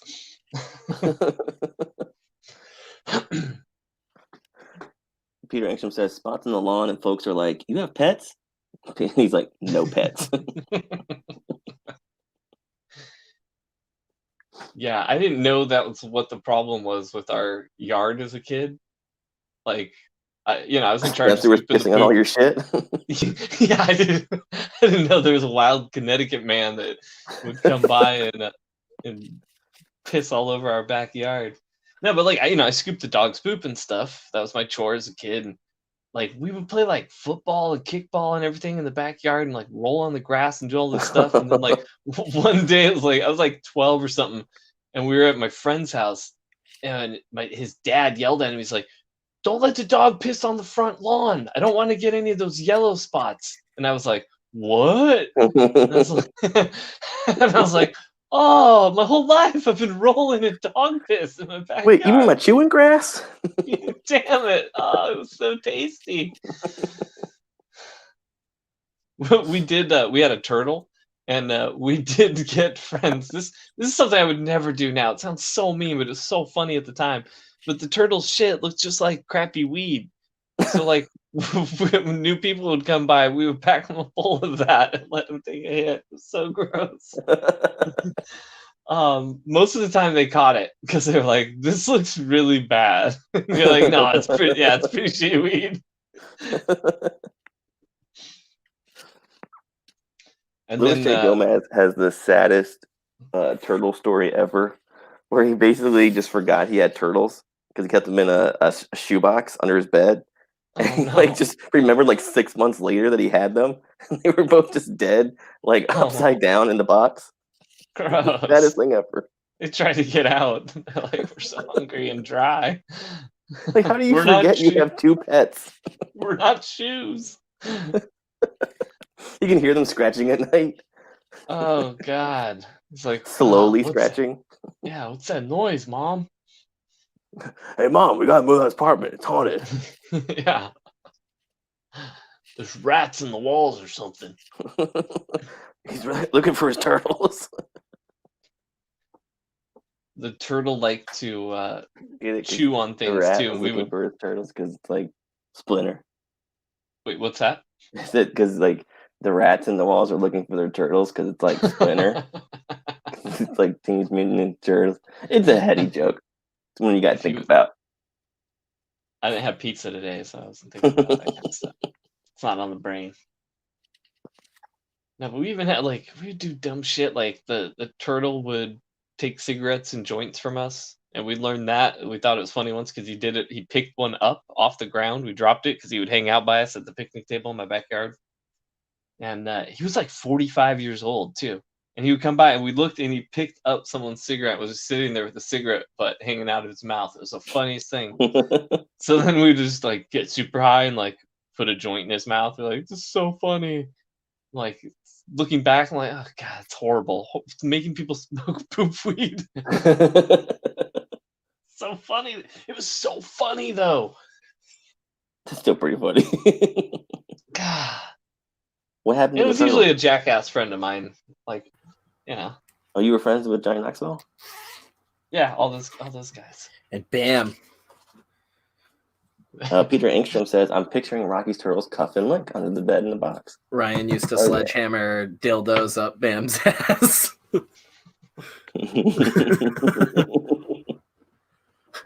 What's up, guys? This is Jackass, and I'm Ryan Wynn. We're about to put stuff up Bam's butthole. What is up, Ara? We were talking about you earlier. Talking about me picking your brain on camera stuff today. And possibly exposing your brain on camera. Yeah. Yeah, that too. Would you want to get killed on screen for the movie? Drive up the body count. Hoodoo TV says, "When peeing outside, watch out for poison ivy and deer ticks." Well, he's got crabs to fight off the deer ticks. Especially in my area. Yeah, right. I got a little bit of home defense on my side, but and they've been there for a while, so they've grown big and strong. You named each one of them. Yeah. Just pinched into my pubes. All the boys dangling. Feed us. Definitely poison ivy and deer ticks around though. I got poison oak really bad on an old ID photo in high school and touched my face, and I had like one of the, what was it, the Urukai or whatever the fuck they were from Lord of the Rings. The guys with like the handprints on them. I just had like a handprint of poison oak on my face from where I wiped. Hand on your dick. Yeah, right. Beat my dick raw that month. Yes, I'm getting killed on screen. Perfect. Drive up that kill count. Great time to enter the stream. Welcome, William. Welcome. Yeah, There's really no good time when you come in the stream. There's always be something weird. It's always an incriminating moment. Or dead silence. Yeah. Is it over? Crickets are madness. I gotta get my diving materials. Gotta load up on some oxygen here. It'd be funny if we did like a live stage show that way and we like dropped the curtain when we were looking stuff up. Yeah. Everyone's like, wait, what's supposed to go on? I think we're just supposed to smoke bowls now. Yeah, we should get like dancers and the curtain gets pulled and the stage show, the secondary stage show comes out. And it's like in an old movie when they have intermission, like 2G Bang Bang. Yeah, but it's like a flash burlesque show while we're behind the curtain and I'm pulling up more videos and dumb shit to look at. And then just as the girl's about to get naked, the curtain drops and it's our ugly mugs again. Yeah. Ready with the Blue Chew ad. It feels like, where's Kayla?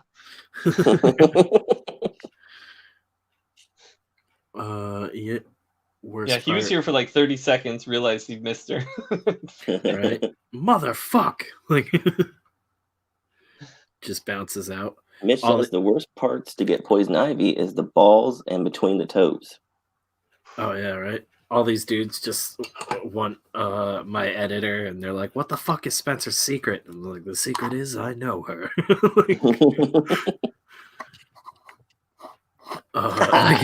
Yeah, right? It's crazy, too. She had to lock her account already on Twitter just because people are fucking nuts. If it's not like dudes trying to get like feet pics, it's SJWs losing their mind over her. Yeah. Being thoroughbred Boston chick. It's hilarious. God forbid the world don't think exactly like me. On another note, making habanero salsa, then had to go to the restroom and didn't wash. Oh, god damn. Oh. There's a lot of like. Ay. Yeah. There's lots of dick violence on this channel. Oh, that's a better name than Death Curse. Dick violence. Death Curse. #1 in dick violence. Make some shirts of that. Yeah, it goes hand in hand with the girth curse. It goes hand in hand. Oh, yeah. Burning up. Unwashed hand in hand. Burning up indeed. Does you women like spicy? Says William C. What? Excuse me? Sorry, it reminded me of a time a girl ruined taco sauce for me for a while. Does you women like spicy? I'm assuming he's calling us women and asking us if we like spicy. I love spicy food. Also thought at one point he was asking if our women like spicy food, and I was going to say mine does not. Mine does not either. Mine doesn't either. Yeah, look at that. We're 3 spicy boys. We're all dating the same woman? Yeah. Damn it. That's where she's been. That seems to be a thing, although I think Kevin's wife is into spicy food. I think, and I know Kevin's a spicy boy like me. Like, he's like once a week Snapchats me like pictures of him making carne asada. I'm just like, oh my god, dude, like, nail me some. Hell yeah. I'd be down for some of that. Yeah, I put like red pepper togarashi on pretty much everything these days. I don't even know what that is. It's a Japanese you spice mix. Motherfucker. Yeah, he was making a joke about hoodoo and the habanero dick. Yo, girl, I got just what you've been wanting. A dick that will make your eyes water.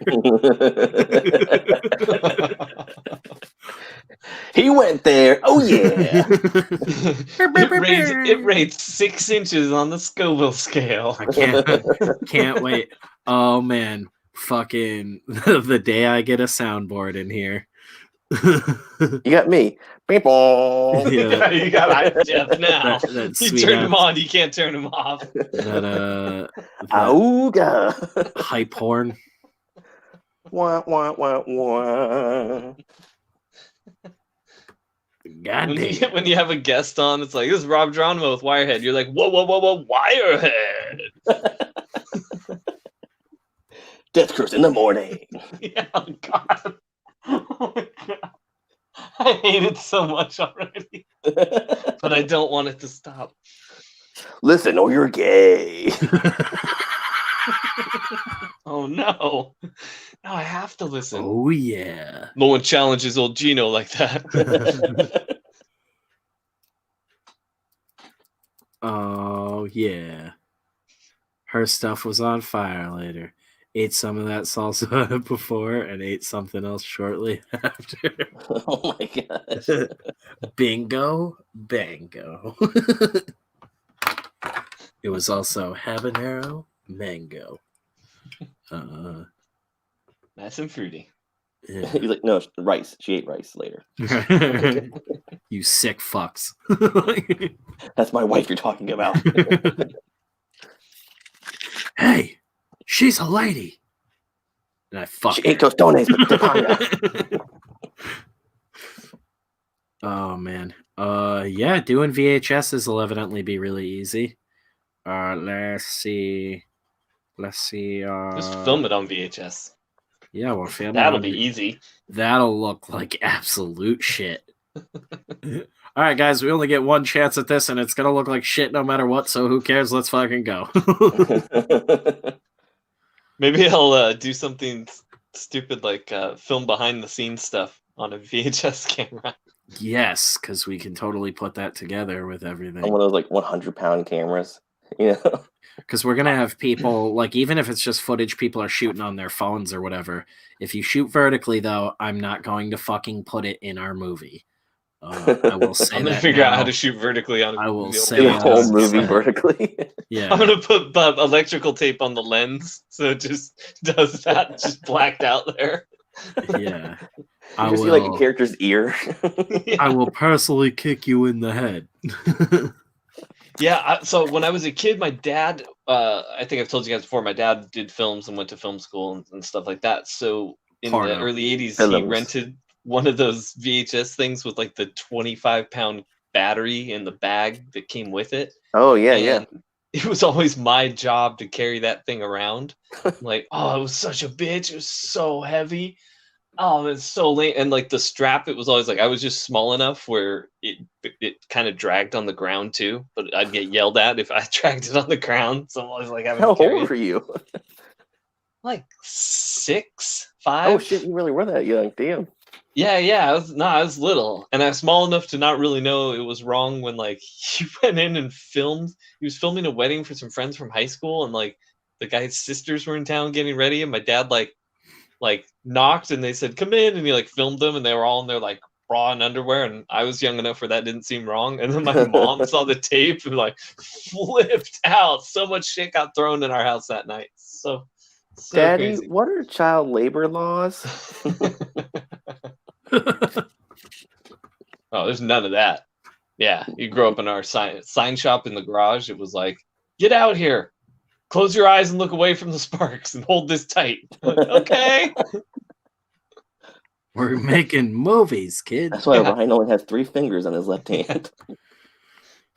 Okay, so there's like a point in time where making DVDs is like printing money. That's pretty fucking wacky.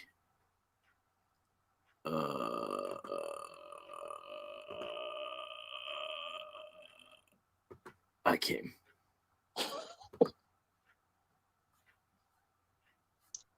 I remember J Photos. I worked with J Photos. Mitch mentioned for the comic campaign, you should do a plastic VHS case and put any extras in there. J Photos did that with Rising Rebels, and it's so cool. I'll have to look into that. Jay's a pretty talented creator. I haven't seen what he's been up to in years. Oh yeah. Yeah, I did some Death Dealer with him. What would you guys like more, DVDs or Blu-rays? Money. I want money. Money. Shocker. Yeah. This greedy bastard, Bill Burr. A good stew for lunch. Oh, dude, the food menu's gonna be off the chain. Like I was telling people that are already involved is like the one thing I'm gonna be most proud of is everybody talking about the food well after production's over. Nobody will give a shit about the movie, but the crew will be like, man, the food on set was fucking great. I hated shitting it out. Yeah. Yeah, I did advise Spencer not to get anything like super greasy because we're all like in our 30s, so our bowels are all fucked up when we get anything greasy. Yeah, Jeff was like, I don't want to be shitting my pants on set. Just the whole crew hanging out in the bathrooms for 3 hours, missing the best time a day to shoot. But like, hey, record everyone's audio because just use it for when for death scenes. When people are like, yeah, shoot it in 3D. Oh God, I'm dying! Kill me! We'll definitely not be doing anything in 3D anytime soon. I'm sure that's even fucking more than fucking shooting something on film at this point. Well, have a good one, Peter Engstrom. Take it easy, Peter. Thanks for hanging out, buddy.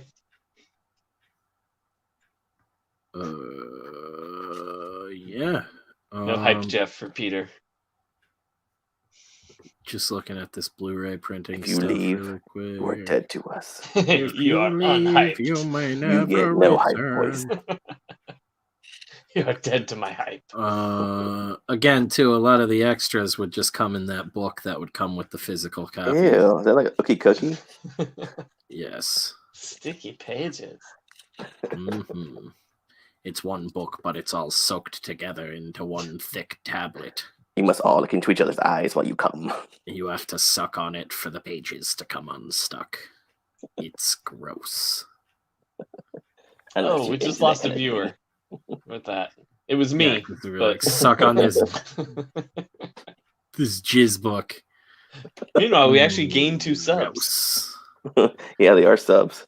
Or the noms. Gross, gross, Right. gross indeed. I'm gonna let Gina Corona take credit for the 2 new subs. To barf now.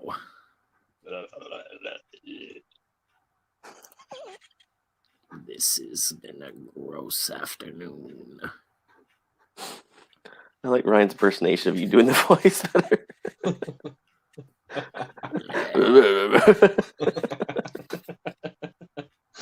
I'm glad that read. I got good hearing. Yes. Yet no one can ever hear you. Oh, dude, we could get a It's commemorative. my curse. We could get a commemorative plaque. Your dick curse.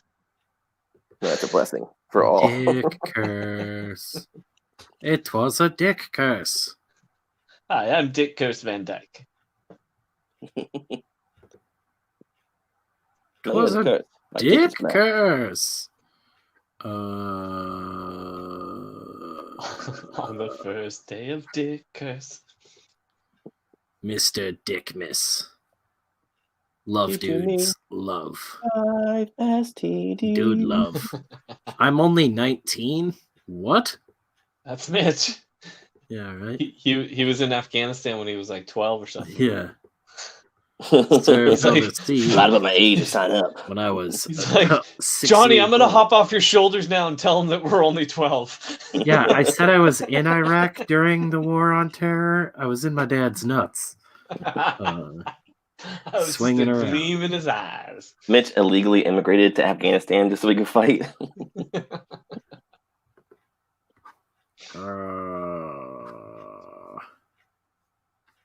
Yeah.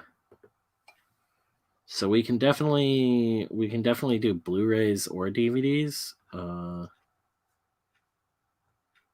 about HD DVDs? Shut the fuck up. About a nice MP4 file. Ooh. MP4. Yeah, that'll be easy too. That's what I was saying. Is there'll probably be a lot of people who just want to buy it digitally. What about the movie in GIF form? Dude, fucking cassettes of the soundtrack from Institute. Oh, dude, that'd be pretty cool. Oh, wow. William sees as Laserdisc. That'll be like a stretch goal. Fucking turbo disc. We're gonna invent a whole new format. Oh, yeah, smother book. You just make something on a disc because no one's got a turbo disc player. You're like, oh, it's too bad because it looks killer if you had one. It's a new thing, you know. It's really good. It's like 6K. Yeah, bro. Trying to fly through this really quick. Sorry, guys. Do we want a single layer DVD or a dual layer DVD? We'll just Is that where you can flip the disc? We'll go dual layer to be safe. Is that what it No, is? I think it's just more information. Oh. I don't like the disc flipping. I was confused. Yeah, that which shit side to was use. so fucking stupid. And they never made it clear. It's like, Mm-mm. like for the other side. Does that mean because the labels Right. that you want should be on the opposite side of Right, what exactly. you're having read? Oh shit, we Starts- could do black cases, white cases, or clear cases. Aura says an R2 unit projecting the image. That's hilarious. Oh my god, yeah, it's all right. one of a kind. You can only That might watch be the my favorite movie time of on the this night. R2. What would you guys prefer? A black DVD case, a white DVD case, or a clear one? Well, the white one's more privileged, so Yeah, I mean, Yeah, dude, it'll it's get 2020. further in You gotta life. ask. Or clear. Does not see color, the absence nor the absolute. that is more racist because you are not acknowledging the years and years of plight. Okay, so what do we actually like?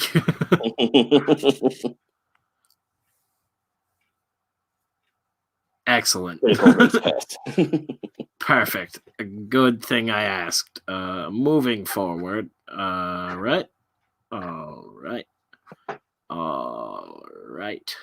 All right. McConaughey? Indeed. I was like in like No. 0.25 speed, McConaughey. Oh, right. All right.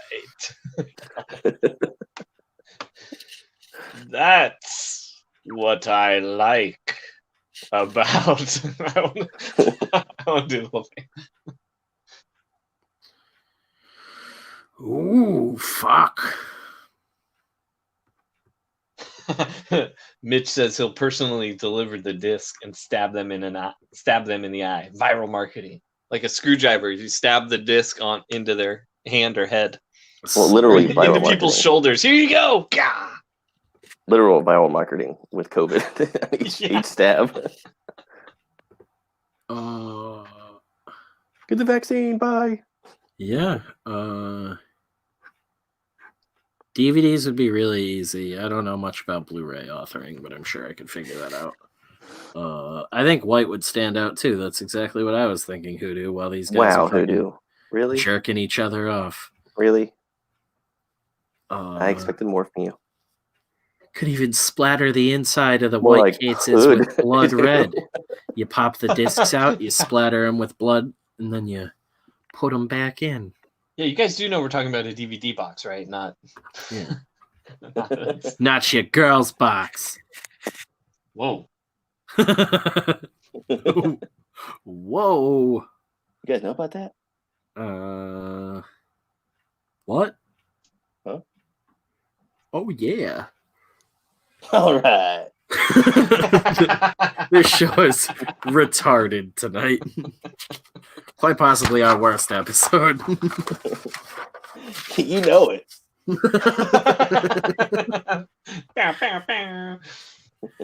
God damn it. William Steve says, I bought a real axe today at Home Depot along with rope and got a lot of side glances. Yeah, that's straight up like I've taken up serial killing during lockdown. Cut up the rope and try to return it tomorrow. Just say it didn't work. Put a little food coloring on it too. Yeah. Return it with a book on how to cut up a hooker. They make those, right? That's the market I got to corner. Hoodoo asks, what do you get when Santa has a huge sack? Oh, God. What do you get? What do you guys think? Presents? Oh, geez. Yeah, dual layer has more info. Blu-ray is better quality. But I think if we're not going 4K, we don't even need a Blu-ray. And also, if we're doing a short film, we don't need the dual layer either. A White Christmas. Ew. He means come. Ew. Yeah, fucking Santa's gravy. Come, they told him. Pump.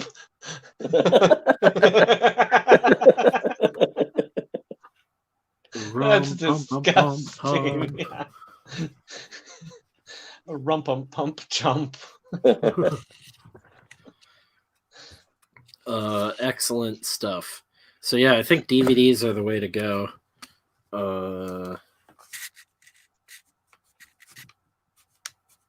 It'll be cool. Because the biggest thing is if I do a campaign and people want the physical copies, we need to raise the money to print those, ship those and everything, and also still be raising money for the budget for the actual production.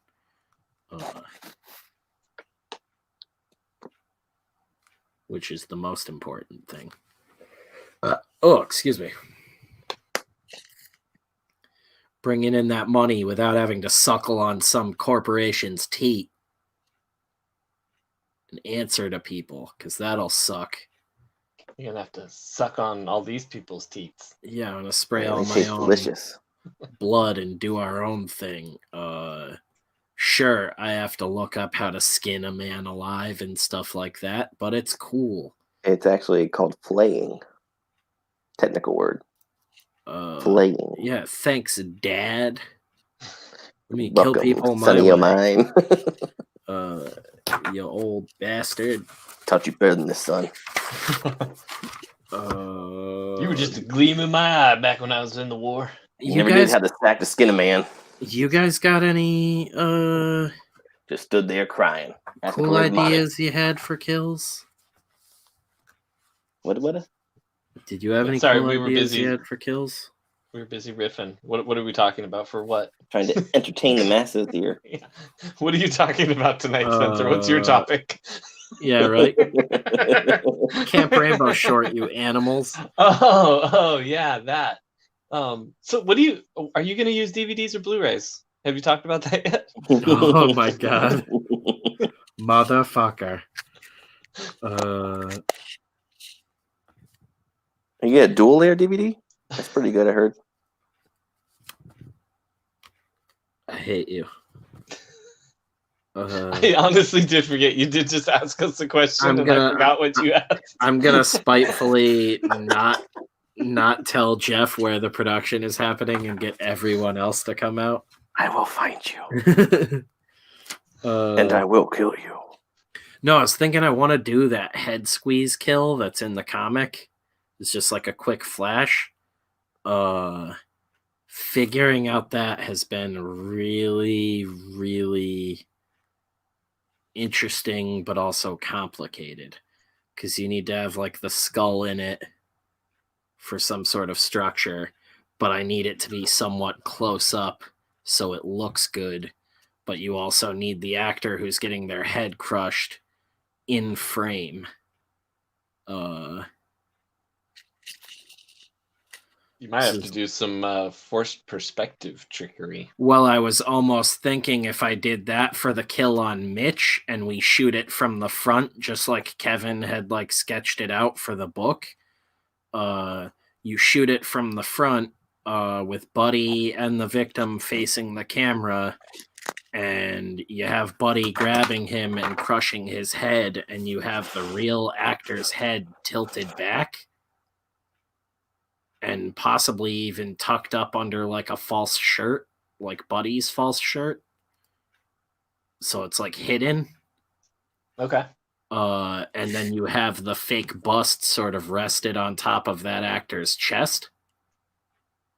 Yep. Wearing Gotcha. the actual clothes, if that makes any sense. And you just have the Buddy actor crushing his head really quick. Wait, I'm confused about one thing.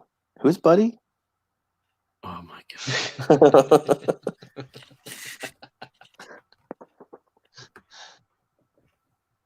Is that a new City of Rock character?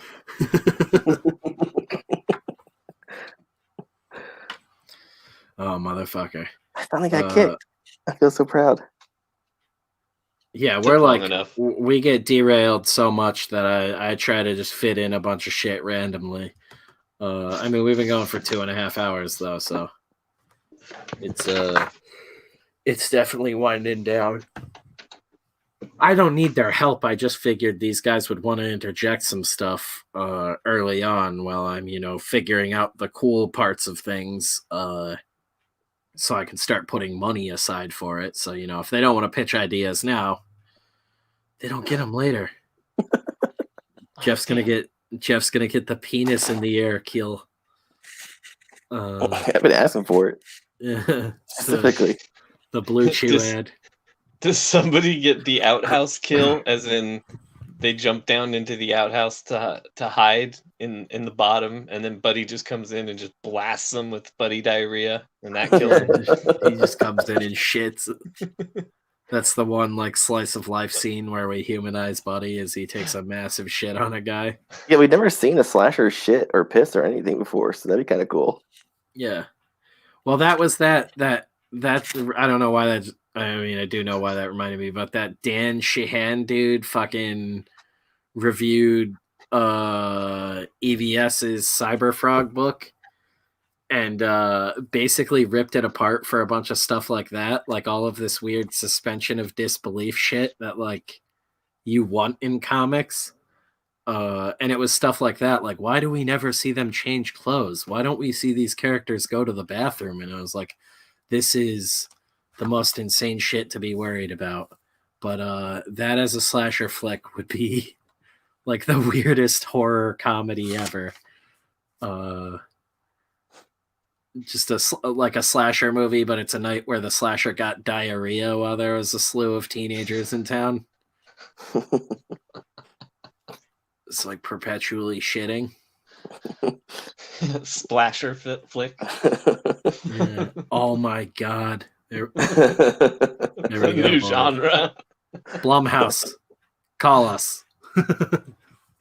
Holy shit, dude. That idea will be stolen and given a $5 million budget next year. There's like 20 versions, like knockoffs of it. Like starring Will Ferrell. Oh yeah, that'll be a sick sequel. Sick that's of it. Gonna be Redbox's wet dream in 5 years.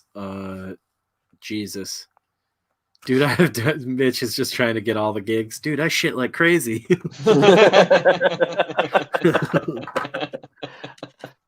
Sorry, Ara, my new favorite comment of the night. Hire me, I will shit all over the place. Dude, I've broken so many bowls. Actually, we want a good shitter. We gotta get Don DeLay. Oh he seems to have the most experience of anybody. Yeah. He's gonna die on the toilet with all the time he spends there. Like a dude in fucking D-Day. Statistically has a great chance. Go out like the king. His descriptions of his shits are the most disgusting things ever. It's fucking visceral. And who? Equal parts Donald depressing. DeLay? Who? Oh. Gross. So the throat slit body drag kill that I talked about earlier too, that one's really cool because the whole time I was writing it and thinking it up and like mapping it out, I was thinking, oh yeah, I want to spray like 10 gallons of fake blood during this scene, and then all that fake blood is just going to be like in the dirt at this campground. Like a good month after this campground after we shoot at this campground, it's still going to look like people legitimately got murdered there. And that is really funny to me. I enjoyed that a lot this afternoon. Enjoy so much, why don't you marry it? Fuck you, Jeff. I said you can't. You're off the team. I said you can't. I asked my wife. She said no. He did ask. I mean, so generous. So I'm sorry, honey. He really wants to do it. It's just all right. I'll tell him no. I'll tell him no. Okay, I'm gonna tell him no. We're gonna have a couple off-screen deaths, which is gonna be Jeff now. I'm giving him no glory. He's gonna get a really lame death because he's been a wiener. What the fuck? I've been carrying this show tonight. Big wiener. He's gonna get an axe straight in the dick. Actually, because it's huge. Yeah, he doesn't get killed, but he doesn't waste the time killing him. Funny. He just hurts him. You get a machete to the dick, and your giant dick falls out of your pant leg. If you cut it in half, it'd still be 6 inches. Yeah. It's like a bunch of it.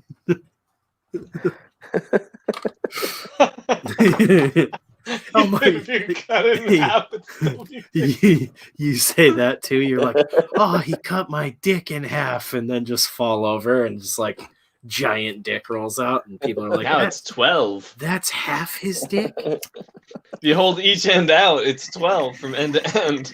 He killed his first girlfriend. This is quickly turning into a horror comedy. Yeah, that would actually be a hilarious kill. And we had talked about that originally, like if we didn't do a dude getting split in half, we do like the disemboweling where you basically get like a pussy all the way up to your chest. Like one of them really deep ones. But with a machete. You get an instant vagina. Extra large. Yeah. Cavernous, some would say. It's when they give you a vagina and they connect it to your ass with a machete all at once. Yeah, just one quick swipe, like straight up the dick, and then pull it out, and just like everything falling out. It's like if we can't do the body split, we can do something like that because that'll be easy. Yeah, you know, fun. This is the fun stuff I've been thinking of all day. Think about all this before you go to bed, folks. Yeah. And then sweet wide shots of burning bodies. I want to do a long sweeping, maybe a dolly shot or a fake crane shot of just corpses and limbs and shit all over the grounds. Like basically shoot all the kills and everything at the beginning and then do some cool like sweeping shots to fill it all out with all of the different stuff before we inevitably burn most of it. That's the other thing too. If we do a campaign, we can sort of sell some of the props that aren't getting destroyed in the production. After the fact, people can get like Ara's skinned head. You know, like I know I have a head stomp planned, a head crush planned, so I could probably put them in like fucking acrylic cases or something after they're done and ship them out to people. Ara's mom wants it.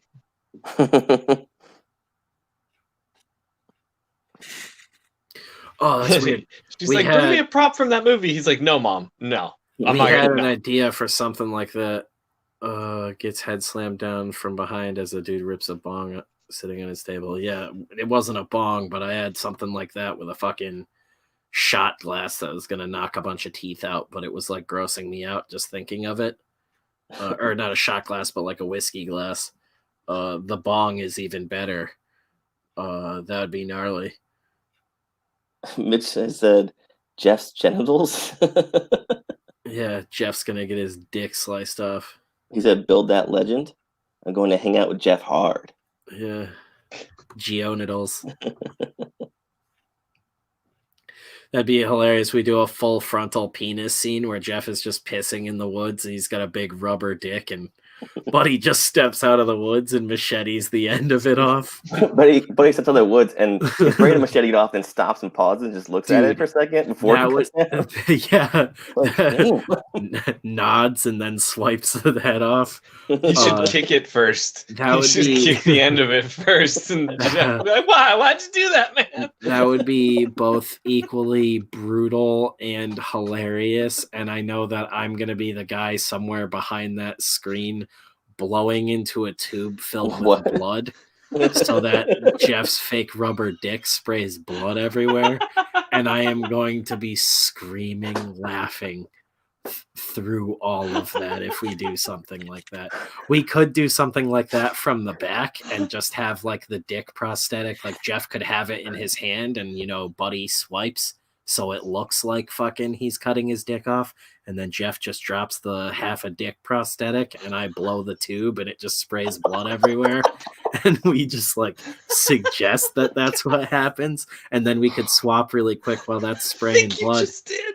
We cut to a second shot where we have the dummy with the dick stump and you see the dick stump bleeding for a second. Swap Jeff out for the dummy and you just you have the dummy held up and you have fucking Buddy do the swipe and decapitate him while he's holding his dick stump. And that's like the finisher for the kill. Dick, both heads off. A double beheading. Mitch says yes, yes, yes. I'm down for that. I like that a lot. Yeah. Especially the part I where you think blow. you should close there. That's awesome. All right, guys. Yeah, no, it's a good place to close. It's been 2.5 hours. I'm going to write that down. It's recorded. Yeah. That is a good place to stop for the night, though. I want to go Just eat like a lot of something stuff. and get back to work on this. I'm rereading the Savini book for like the 5th time now to get more ideas. If you guys got some ideas, some stuff you maybe want to see in the movie, let us know. We got a lot of time to work on it. This is still early on, but I'm open for suggestions, and we want to make it as ridiculous as possible. But yeah, thank you for hanging out with us, dudes. We'll probably be back tomorrow night doing the same old shit. Maybe a little bit earlier so we can get Kayla in here longer and harass the shit out of you dudes. But yeah, thanks for hanging out. Thanks for watching, and we'll see you later. Love you, chat. Was it worth the girth? Dildos.